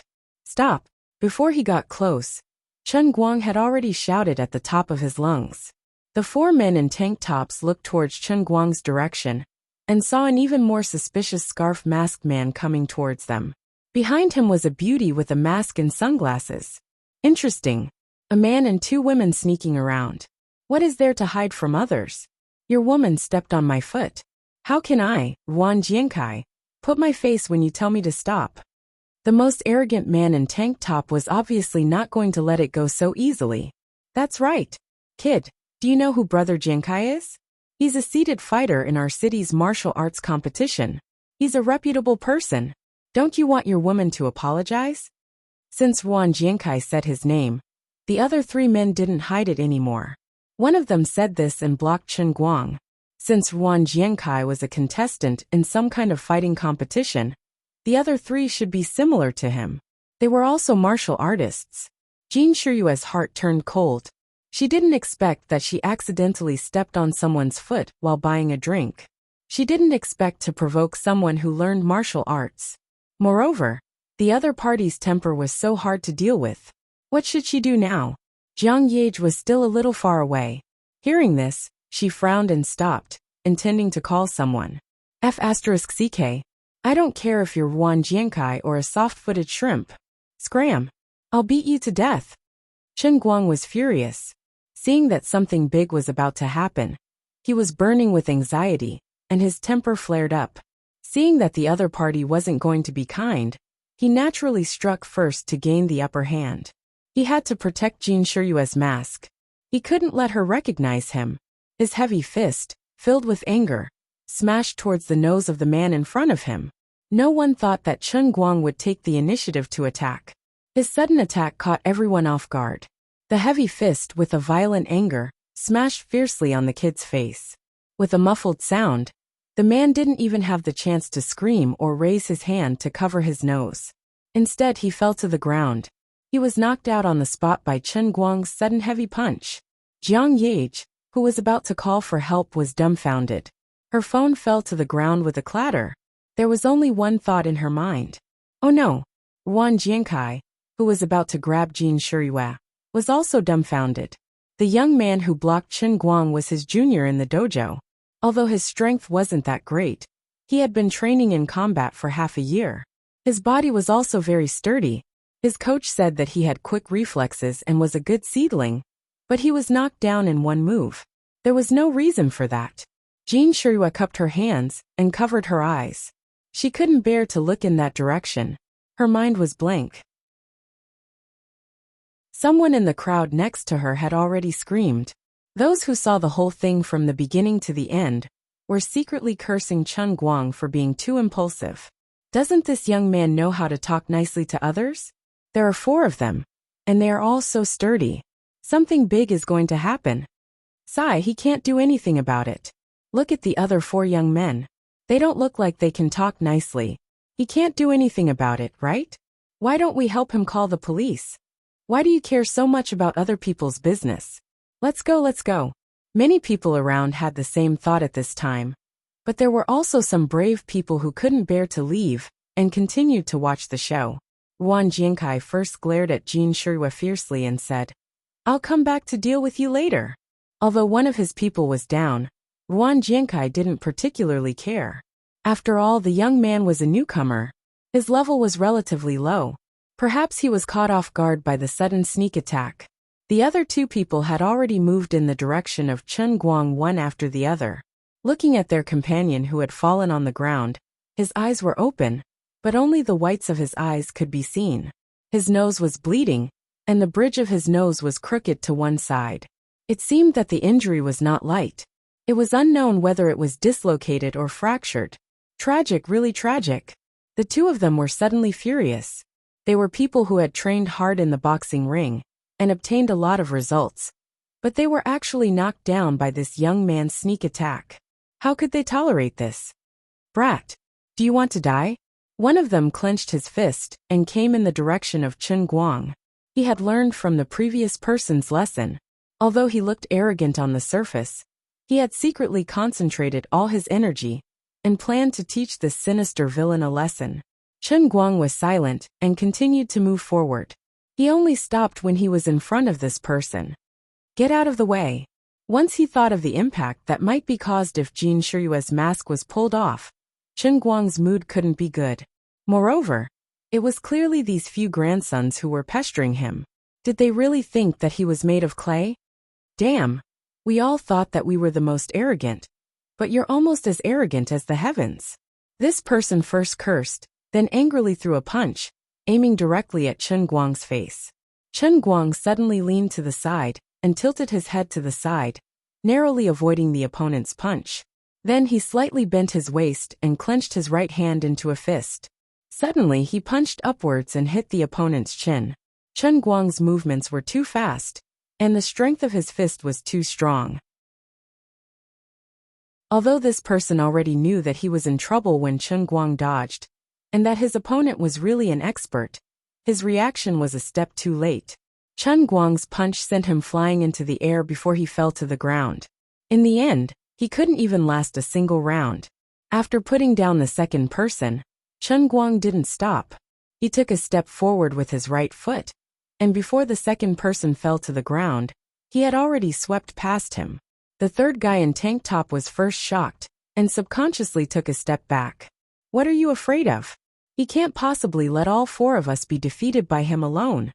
Wan Jiankai had already walked up, and said fiercely from behind, "Brother Jiankai, he seems to be really strong." Although this person no longer retreated, he didn't dare to move forward. Wan Jiankai snorted, "How strong can he be? Coward! Get lost!" Wan Jiankai said, clenched his fist, and stood in front of Chen Guang. Chen Guang tilted his head and looked at Jin Shiriyue, who was blocked behind him. Thank God. Her Nick Fox mask was still on her face. This matter was caused by you guys. If you are a little more conscientious and step aside, I won't pursue this matter any further. Chen Guang said with a straight face. Hee. Do you think I won't pursue this matter just because you say so? Do you really think you're a big shot just because you have a little bit of skill? Today, I will teach you what it means to say that there is always someone better than you. Wang Jingkai was a hot-tempered person, and as a professional fighter, he had his own pride. His own people were beaten up in front of his eyes, and he felt that he couldn't be kind. Although the cause of this matter was indeed because he had bad intentions towards Jin Shiyue, he didn't think that he was in the wrong. As soon as he finished speaking, he took the initiative to attack Chen Guang. He suddenly pounced forward and raised his leg, which was a combination of Muay Thai techniques and a knee strike. His movement was very fast. From the moment he was about to raise his leg to the knee strike in front of Chen Guang, it was only a short moment, and it carried a strong and heavy force. At this moment, Chen Guang was truly enraged. Fuck. You wanna die? I will fulfill your wish. He suddenly took half a step back, clenched his right hand into a fist, and punched Wang Jingkai's knee meniscus from top to bottom. Chen Guang's fist and Wang Jingkai's knee strike were actually going to meet force with force. A cold smile appeared on Wang Jingkai's face. I have been training in martial arts for at least 5 to 6 years, and this knee strike technique is even more years of hard work. You actually dare to use your fist to attack. Aren't you afraid of breaking your wrist? Just as he was thinking about this, bang! A muffled sound that made people's ears ache rang out, and the fist and knee finally collided fiercely. Then, Chen Guang's fist did not bend as he expected, but a sharp pain came from his own knee. How could he have known that his knee indeed had several years of hard work? But Chen Guang's fist had been trained in the sea of fleeting time for 20 years. Pain shot through his whole body like lightning, and Wang Jingkai's mouth opened wider and wider, and he was about to cry out in pain. But Chen Guang suddenly formed a claw with his left hand and grabbed his face. His left leg stepped forward, tripping Wang Jingkai's left calf, and his left hand exerted force, and Wang Jingkai's whole body fell backwards.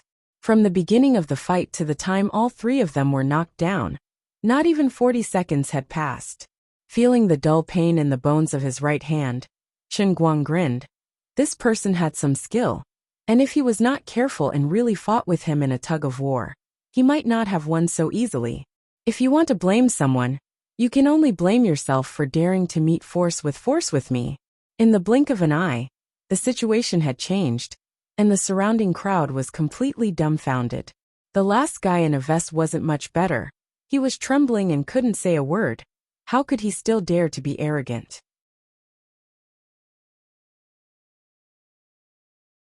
Chapter 193. Chen Guang clapped his hands and walked straight to Jin Shiyue. He smiled at her and bent down to pick up the 3 bottles of drinks that were scattered on the ground. All right, let's go. It's not a big deal. Even if they call the police, we don't have to be afraid. They were the ones who took liberties with innocent women first. As he spoke, Chen Guang realized that the area in front of his mouth was empty. The violent movement just now had caused the scarf to fall off his face. But it didn't matter. Anyway, Jin Shiyue's mask was still on. Jin Shiyue nodded blankly and was about to follow Chen Guang out. At that moment, Jin Shiyue's mind was in a daze and her heart was pounding. Although Chen Guang's earlier actions were extremely violent, and she might not have seen such a clean and direct fight in the movies that she had acted in, she couldn't help but feel a sense of dread. But at that moment, Jin Shiyue did not feel that Chen Guang was violent at all. Instead, her heart was in turmoil. He saw that I was bullied, and he was actually so angry? I thought that he only treated me as an ordinary friend. I thought that he was just being polite. So he actually cared about me that much? Jin Shiyue had suppressed her thoughts with great difficulty. But at that moment she started to feel restless again. Jiang Yage stood far away from the crowd. Her emotions were complicated as well. At that moment, Chen Guang was just like the Prince Charming that she had imagined countless times in her mind. He galloped over, reached out his hand, and saved her from danger. Although he was not saving her, but her good sister, Jin Shiyue, Jiang Yage not only sympathized with him, but also put herself in Jin Shiyue's shoes. This was the second time he had saved us. At that moment, the surrounding crowd suddenly screamed, "Jiang Yage! Oh my god! That's Jiang Yage! Holy shit!" Chen Guang turned his head to look at Jiang Yage. He saw her standing there with a flustered and confused face. She was holding her cell phone and sunglasses, and her mask was hanging on her chin. Her pretty face was completely exposed. Just now, when she wanted to call for help, she felt that the other party might not be able to hear her clearly through the mask, so she subconsciously took off her mask. Then, the phone slipped out of her hand and fell to the ground. When she bent over to pick it up, her sunglasses fell again. After she picked it up, she only held the sunglasses in her hand and forgot to put them back on. Heaven and earth! Chen Guang was about to cry. "You're playing with me." I exhausted all my energy, went through untold hardships, and didn't hesitate to use a heavy hand to beat these 4 grandchildren until they couldn't get up and kept howling in pain. Wasn't I afraid that Jin Shiyue's mask would be pulled off and exposed? I finally managed to do it without any mishaps, but your level of self-destruction is too much. At that critical moment, Chen Guang cursed Jiang Yage, that stupid woman's IQ, in his heart. At the same time, he quickly pulled up his scarf and wrapped it around his face. "Don't say anything, just hide my face first." There were already people taking out their cell phones.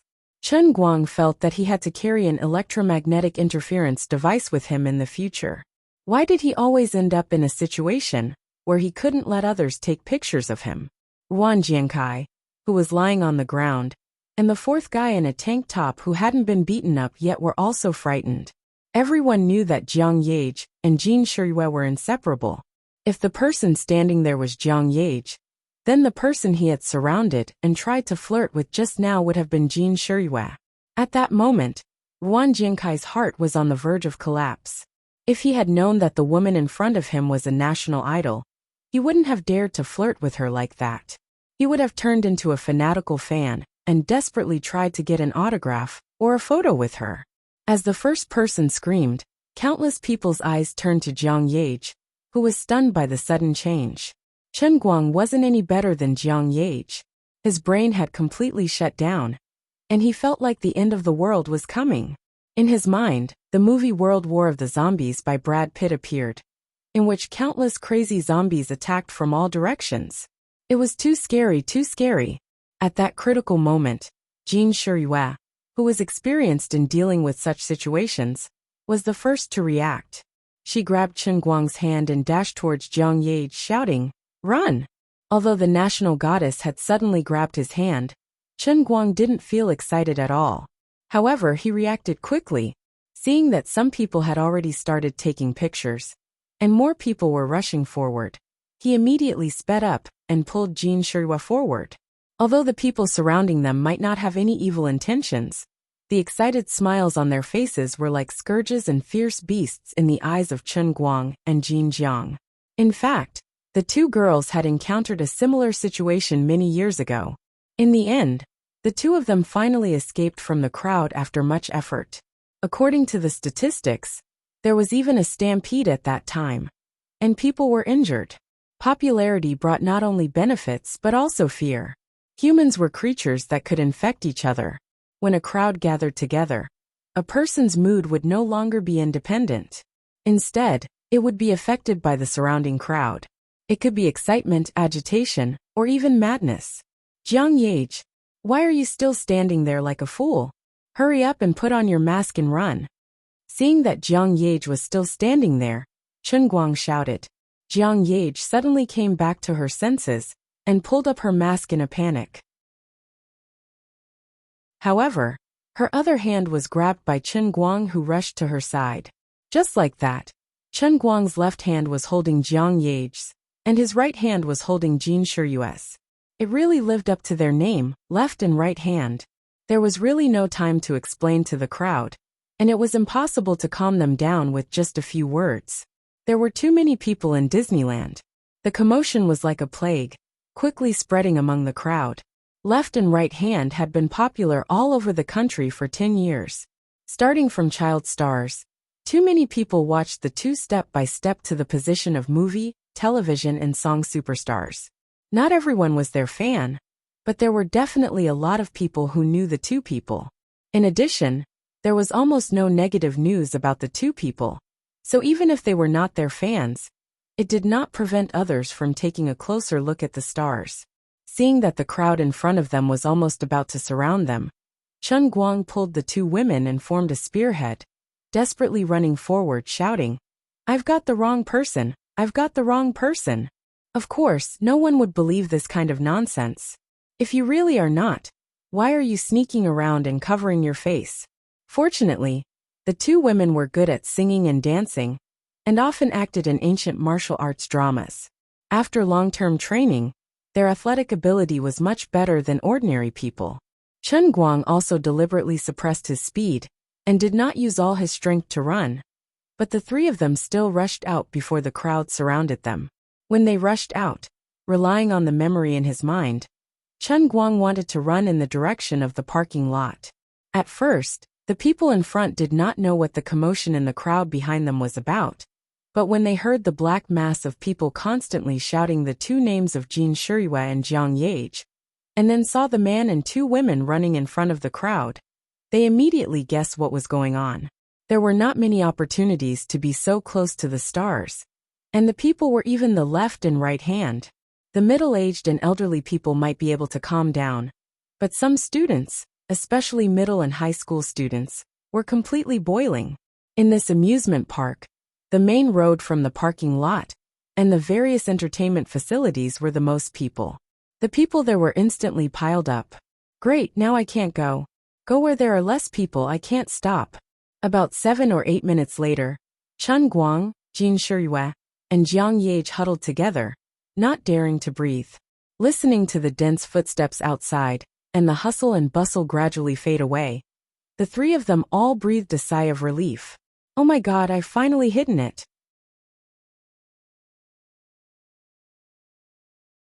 Chapter 194. At that moment, the three of them were hiding in a blue container truck. It was also a blessing from the heavens that the three of them relied on their superior physical strength to forcibly escape from the pursuit of countless people. Although there was still a large group of people behind them, Disneyland's security guards reacted in time and started to take action, more or less delaying the pace of the people behind them, which gave them the most precious time. Although the three of them didn't enter the public parking lot, after countless turns, they turned a corner and accidentally ran into the staff building of Disneyland's management office. It was the staff parking lot. There was an empty container truck parked in the parking lot, but it wasn't locked. Chen Guang knew that running like this wasn't a solution. It would only make the chaos in Disneyland more and more serious, and it might even turn into a stampede. When he saw the container truck, he made sure that it was in the blind spot of the people behind them. He made a prompt decision, rushed up, and threw the two of them up. Then he quickly got into the truck, closed the door, and hid inside. Those people should have gone far, right? After a long time, Jiang Yage asked in a low voice with a red face. Chen Guang took off his scarf. He was so bored that he couldn't stand it anymore. You still have the cheek to talk? Can you be any worse? Why are you wearing a mask? You even took off your sunglasses.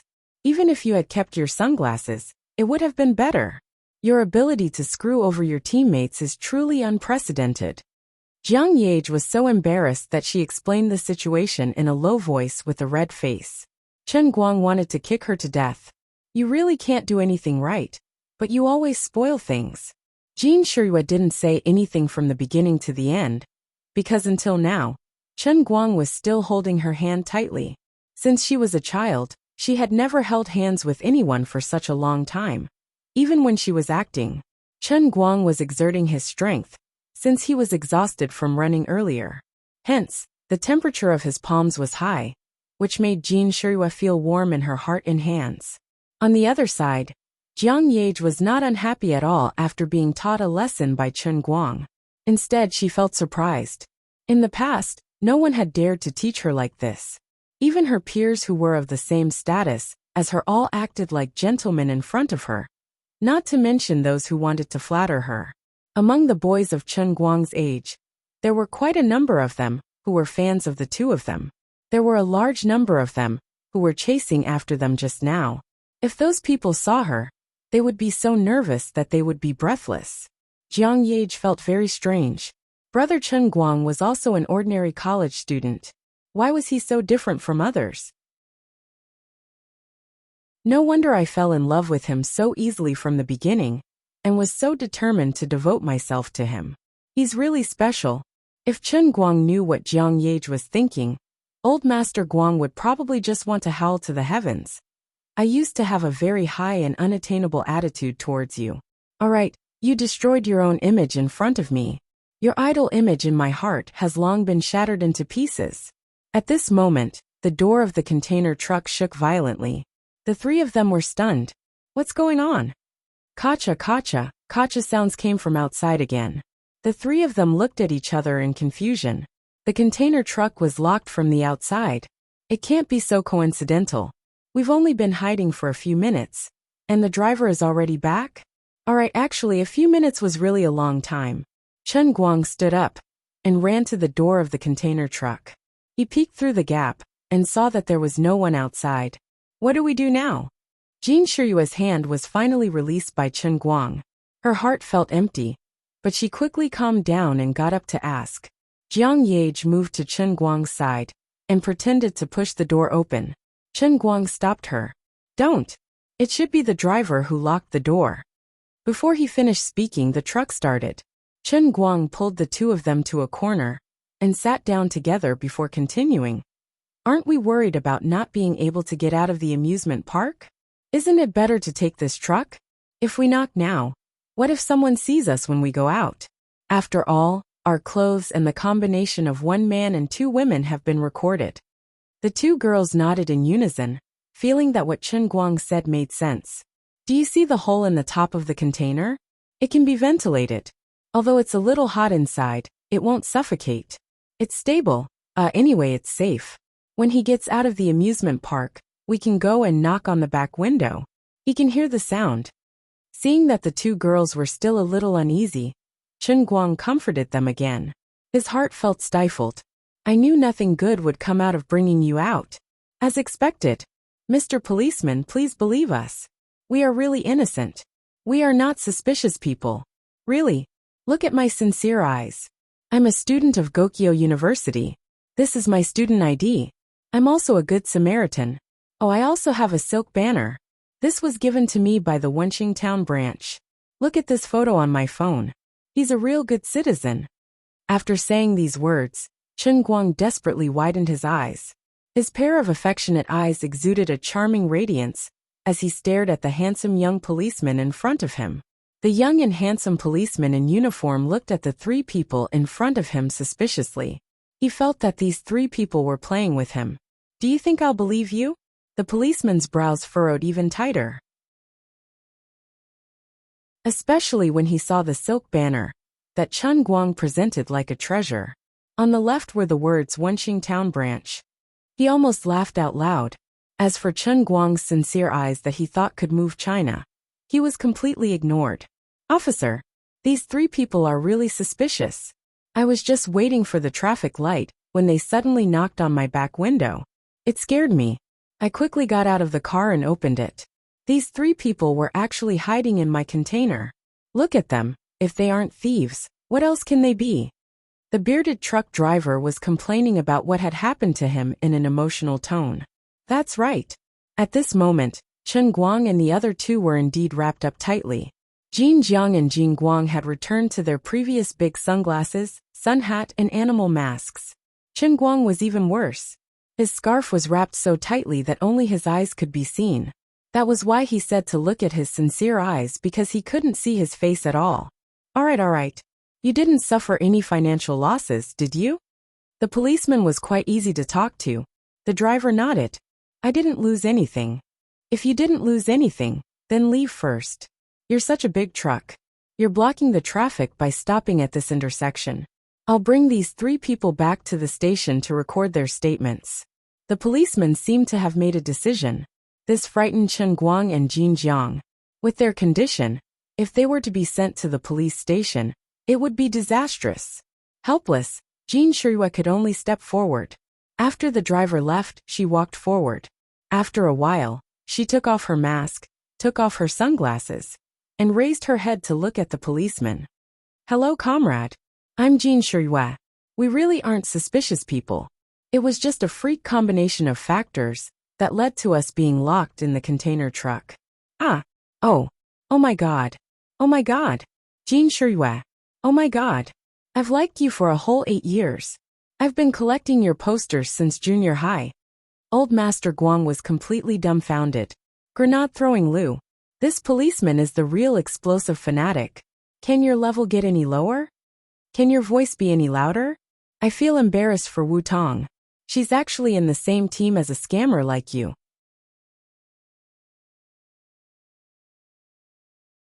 Chapter 195. Run.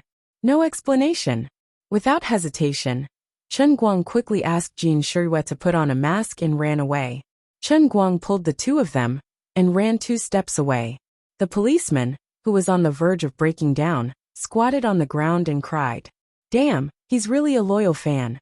I can understand you a little. If I saw Ronaldo when I was in junior high, I probably wouldn't be any better. But now I'm a victim. Police comrade, look at your uniform. Can you not add to the mess? You have to live up to your profession." Chen Guang threw out such a sentence from afar, but he had already run 20 to 30 meters away with the 2 girls. Fortunately, the crowd on the street wasn't that dense.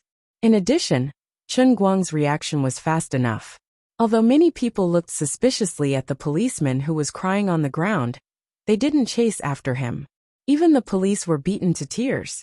How ferocious must this man and 2 women be? Don't be a busybody. The 3 of them sprinted all the way. When they passed by a clothing store, they went in. They didn't say anything else. "Let's change first. We still have to go back to the amusement park to drive the car away." The 2 women, Jean and Jiang, also had quite a lot of cash on them. Although they looked suspicious, they were generous and did not haggle over the price at all. After a bit of picking and choosing, they let Chen Guang take the clothes to the counter and pay for them. He immediately changed into the clothes he was wearing. The people in the clothing store were making money, so they did not ask much. Needless to say, these 2 women were simply natural clothes hangers. They casually picked out clothes, and they looked graceful and beautiful when they wore them. Then the question was, why the hell were there no men's clothing stores along the way? Women's money was so easy to earn. Gender discrimination, I protest. "I won't change my clothes." Chen Guang bit the bullet and said, "But your scarf is also very conspicuous. And your Hawaiian suit is even more conspicuous. You will definitely be recognized. Our tracks have been exposed just now. If there are paparazzi with a keen sense of smell, they might be rushing over at this time." Jean Shuiyue said with some worry. Jiang Yage giggled. "That's right. A mysterious man and 2 women visiting Disneyland together. Such a headline would be on the front page everywhere." Chen Guang pushed him away. "All right, there's no need to say any more. I understand. Hey, can we not choose a dress? Can you stop playing?" Chen Guang clenched his fists tightly behind Jiang Yage's back. "I'm not joking. I want to strangle you with my scarf. Shuiyue is still the most considerate. At least she chose something more neutral for me. But isn't this a little too small?" "Pfft. Fine. I haven't bought any clothes yet, so I have to fork out some money first." After all, Chen Guang was 1.8 meters tall. He didn't look strong on the outside, but his body was full of muscles. He had a good figure, but now it had become a problem. He couldn't fit into his neutral business attire. In the end, he still found something suitable for him. That's right, it was a maternity dress. Thankfully, it wasn't pink. It was a beautiful ocean blue. "What the hell is this lace at the collar?" I object. "Oh, do you have any lace ones over there? But it's either pink or with red cherries. Do as you see fit." Jiang Yage looked at Chen Guang's appearance. If it wasn't for the fact that she didn't dare to make too much noise, she wouldn't have been able to hold it in. Chen Guang secretly made up his mind. To think that I, the dignified second officer of the Royal, who killed people like flies, to think that I, the owner of the heavenly Holy Grail, was reduced to wearing a maternity dress. What a scam! When I get back, I will definitely burn these clothes to comfort my spirit in heaven. By the way, you have to change out of this dress later. I bought it based on my height. You can use it in the future. Don't waste it, Jiang Yage suddenly added. Chen Guang slapped himself hard on the face. He couldn't live anymore. Why didn't he just get rid of the evidence? The three of them returned to the parking lot with trepidation. Like thieves, they ran in the direction of Chen Guang's little rundown Rena. They had just gotten into the car. When Chen Guang was about to take off his clothes, a Volkswagen Golf stopped beside him. Jiang Yage reacted quickly. She glanced over and saw a guy wearing a cap. He got out of the car with an SLR cannon in his hand. Paparazzi, Jiang Yage lowered her voice and reminded him. Chen Guang was about to take off his clothes. When he heard the voice, he was almost scared out of his wits. At this moment, the person next to him was about to rush into the amusement park, but he subconsciously looked to his side and happened to see Jiang Yage looking at him through the brown rear window. Oh my God! The veteran paparazzi, who came to inquire about the situation, jumped back in fright. He reflexively raised his SLR cannon. His professionalism was really high. On the other side, Chen Guang's face turned green with fright. Why the hell did he change into a maternity dress? Just run. He activated his racing god special skill. He slammed down on the accelerator. The tachometer went straight to 5,000 RPM. The little rundown Rena sped out with its tires on fire, leaving behind a cloud of thick, choking smoke. The paparazzi was very professional. Chen Guang's racing sense was not bad either. The paparazzi with the cap had only raised his SLR cannon halfway. He could only squint at the cars but from the smoke. Chase. Fortunately, the parking lot where they were was paved by hand. There were no railings at the entrance. Chen Guang rushed out directly. Otherwise, he would have crashed into the railings. What the hell is going on today? It's more exciting than fighting a war. Whoever becomes your man in the future, unless he is a famous person, who can stand it? Chen Guang sighed and let out a sigh of relief. He was really on the verge of breaking down. What he said was true, but it made Jiang Yage and Jiang Yage's expressions dim. These two girls were in their prime, but they never thought about the relationship between a man and a woman. First, they didn't meet someone they liked. Second, it was because of this. At this moment, Chen Guang just let out a sigh of relief. From the corner of his eye, he saw the white Golf rushing out of the parking lot from the rearview mirror. As a top paparazzi, an entertainment reporter, he was so close to the headlines. How could he let go of the opportunity to soar into the sky? If he didn't get some real photos, he swore not to give up. That guy also snorted. He actually chased out. Chen Guang snorted. Want to chase me? Jiang Yage can't even catch up with me in a Ferrari 488. You want to chase me with this broken Golf? Stop messing around, okay? The guy in front of you is the invincible racing god, who earns 100,000 yuan a day, okay? 15 minutes later, Chen Guang's career as a racing god collapsed once again. Damn, you're cheating. Why is your Golf a 2.0T turbocharged cannon? It's not a 1.6L inline 4-cylinder.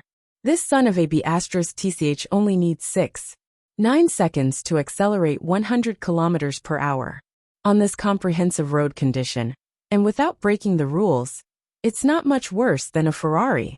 I can't die in peace. There's no other way. If I want to get rid of him, I can only use the same trick. Chen Guang's face darkened. Both of you, remember to fasten your seatbelts later. We're going to Phoenix Spring Mountain again.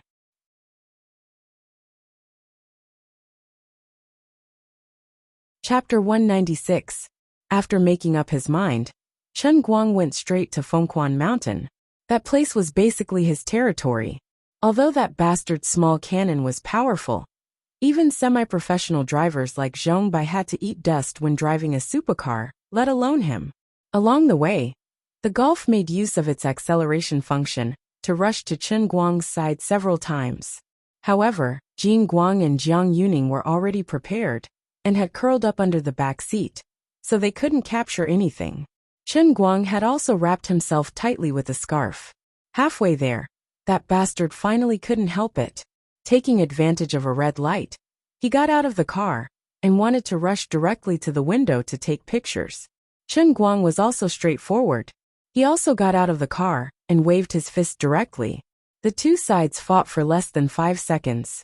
How could a mere paparazzi be a match for Master Guang? He immediately fell to the ground. Chen Guang was planning to give him a ruthless beating, so that this bastard would completely lose his ability to move. But the traffic police not far away were already rushing over here. There were still 2 large time bombs in the car.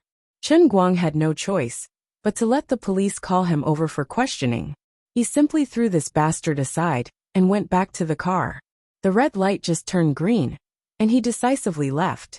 The paparazzi with the cap was beaten up, and his whole body was bruised. But in this line of work, he had been beaten up more than once or twice, and it was not very shameful. He was still in a hurry to chase after people, so he quickly got into the car, and only threw a sentence to the traffic police, who had just arrived. It's okay, it's okay. It's just a joke between friends. Thank you, comrade police. Since then, this man didn't dare to get out of the car again.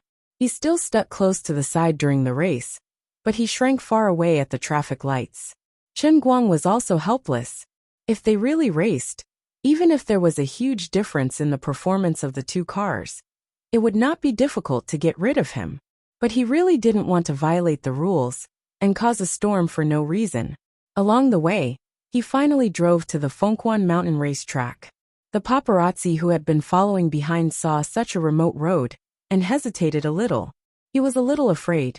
The brief confrontation just now made him realize that the driver in the car in front of him was really good at fighting. Not to mention that he was the only one today. He was afraid that even several other colleagues from the magazine might not be able to beat him. Could it be that the other party wanted to find a place where no one was around to beat him up, and then smash his camera, phone, driving recorder, and other things into pieces? However, he didn't hesitate for long. It would only take a few seconds. If he could get a substantial piece of material on his left and right hand, the benefits he would gain would probably be in the millions. The benefits were already high enough to drive people crazy, so he dared to risk his life. Apart from that, he had already attached several special hidden pinhole cameras to his body. Even if he was really beaten up, as long as he kept any one of these hidden cameras, today's fight would not be considered a waste. Are we going to accelerate? Jiang Ye asked. She was looking forward to it. The last time she followed behind Chen Guang, she felt that his driving skills were amazing. Now that she had the chance to be in the same car with him and see his godly skills with her own eyes, although she didn't race, it didn't stop her from worshipping him. Jin Shuiyue was a little nervous. She squeezed Jiang Ye's hand tightly and whispered, "Brother Chen Guang, be careful too. Don't let anything happen. I've already called Sister Zhou. She's rushing over here with her people. When Sister Zhou arrives, she'll be able to deal with the paparazzi." Chen Guang chuckled. "Don't worry, Shuiyue. I'm not bragging, but he can't even catch up to an alto, let alone me driving Arena." As soon as he finished speaking, he suddenly accelerated. The Rena's engine roared wildly, and it accelerated like a slingshot. It made a U-turn in front, and the car dragged thick smoke behind it as it swung out in a perfect arc. It was a beautiful textbook drift.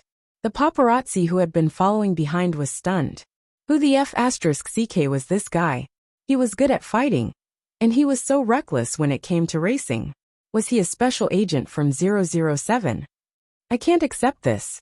My 1 million yuan. The paparazzi's eyes were red, and he also sped up to catch up. Unfortunately, he didn't know how to drift, and he didn't have the guts to race on a dangerous track like Phoenix Spring Mountain. It took him a lot of effort to decelerate and make the turn, but Chen Guang's Rena had already entered another S-shaped turn. They were less than 100 meters apart just a moment ago, but this short U-turn had widened the gap to more than 400 meters. The Rena was like a loach, drifting twice and rushing out of the S-shaped curve. The poor young man slammed the steering wheel and cursed. F***ck. He's crazy. He still didn't give up, even though the gap had widened again. Chen Guang had lost his temper. He didn't care how desperate the young man behind him was.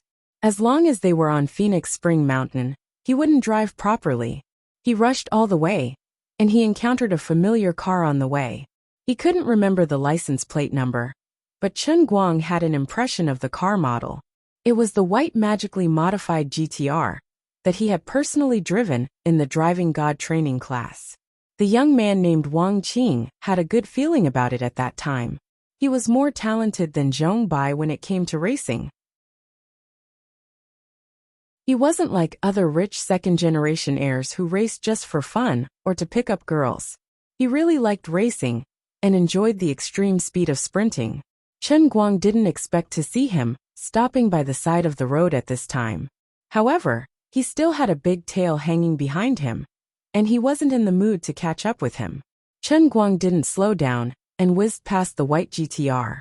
Wang Qing was leaning against the driver's seat with his eyes closed, thinking about the feeling of racing all the way here. He heard the roar of the engine behind him, and it was a little awkward.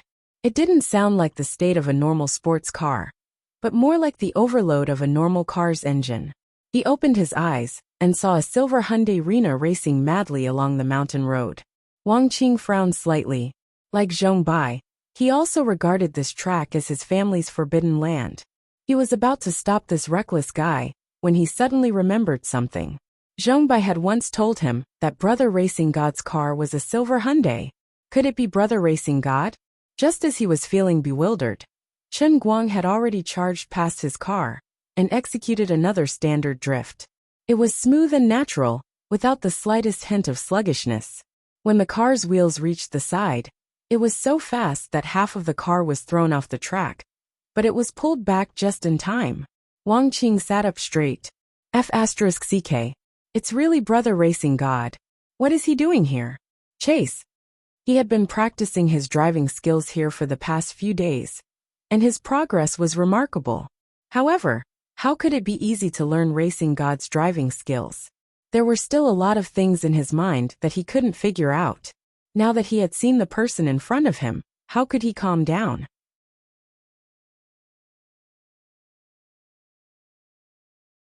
Chapter 197. By the time Wang Qing turned a corner, Chen Guang was already farther away. As expected of Brother Racing God, Wang Qing's fighting spirit soared, and he sped up to catch up. Unfortunately, when Chen Guang first ran this mountain track, Zhong Bai and the others had to eat dust. Now that he had been running for a whole day, Chen Guang was even more familiar with the road.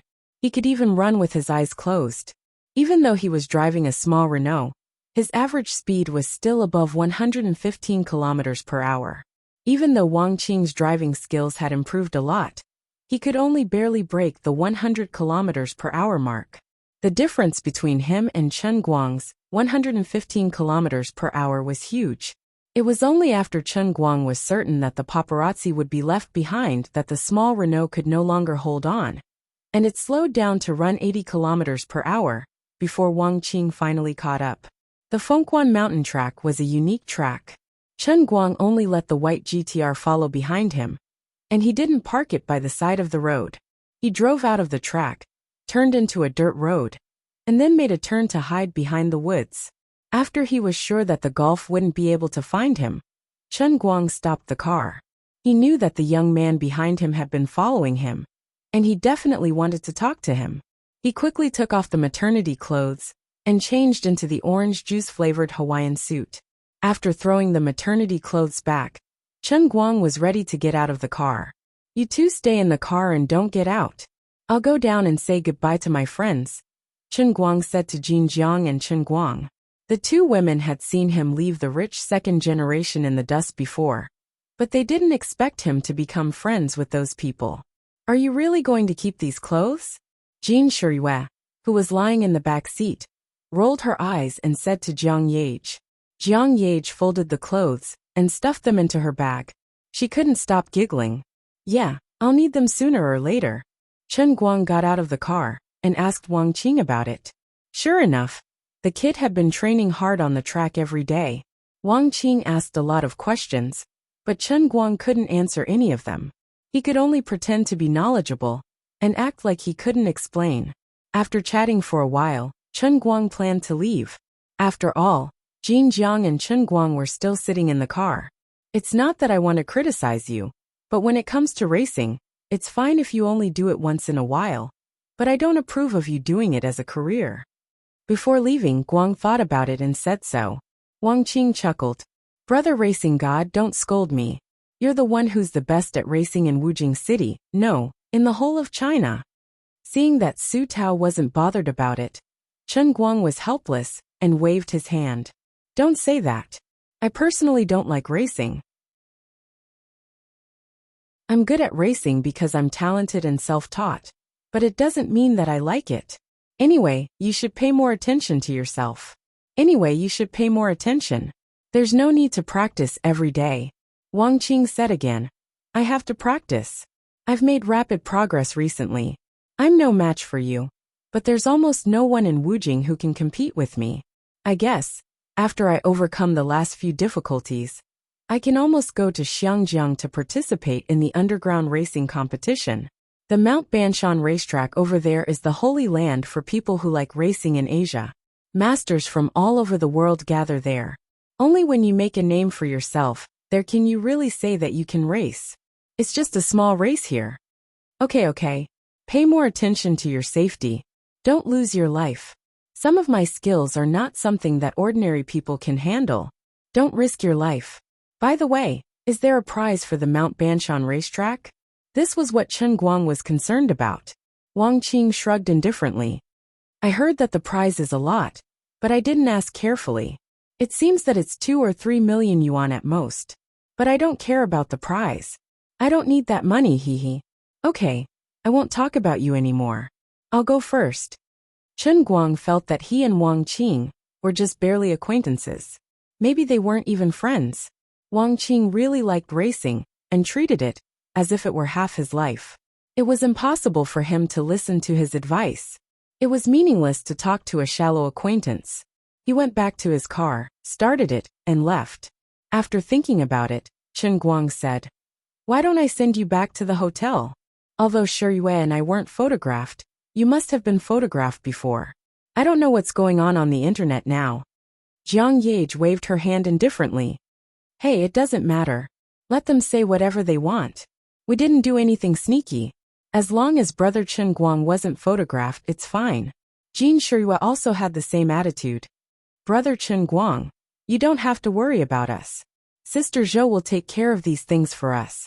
It doesn't matter if you two followed a mysterious man to the amusement park. Chen Guang asked curiously. It doesn't matter.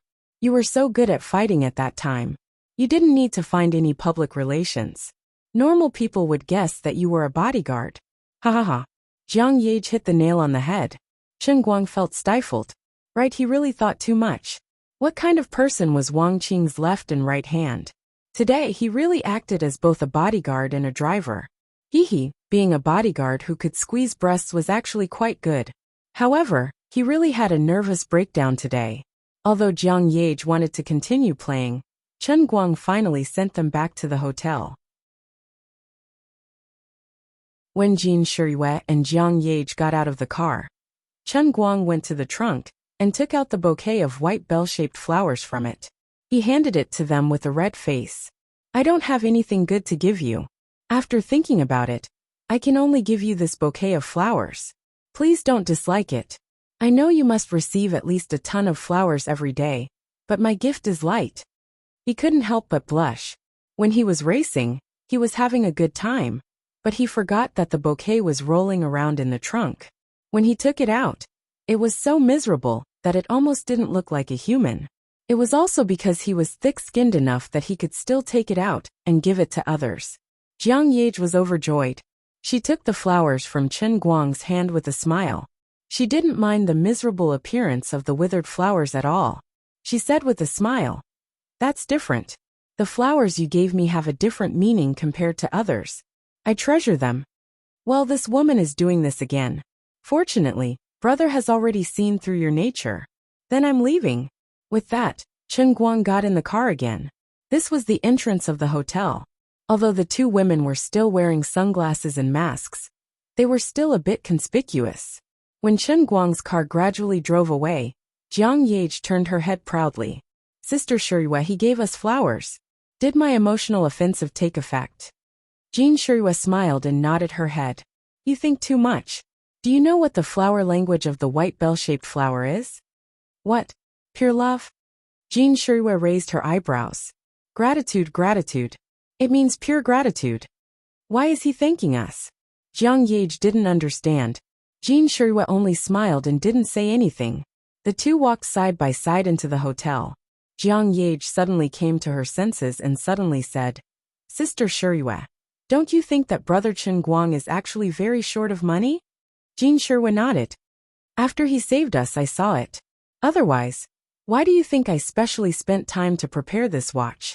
He gave us the white bell-shaped flower, which is actually to thank us for giving him this watch. That you're tuning in to the Li Mei's Sword of Destiny YouTube channel. We're so grateful for your support, and don't forget to subscribe to join us on this incredible journey through captivating stories. Your generosity through donations truly makes a world of difference, as it's the primary source of revenue that allows me to expand and enhance this channel for you. Thank you from the bottom of my heart for being a part of this adventure.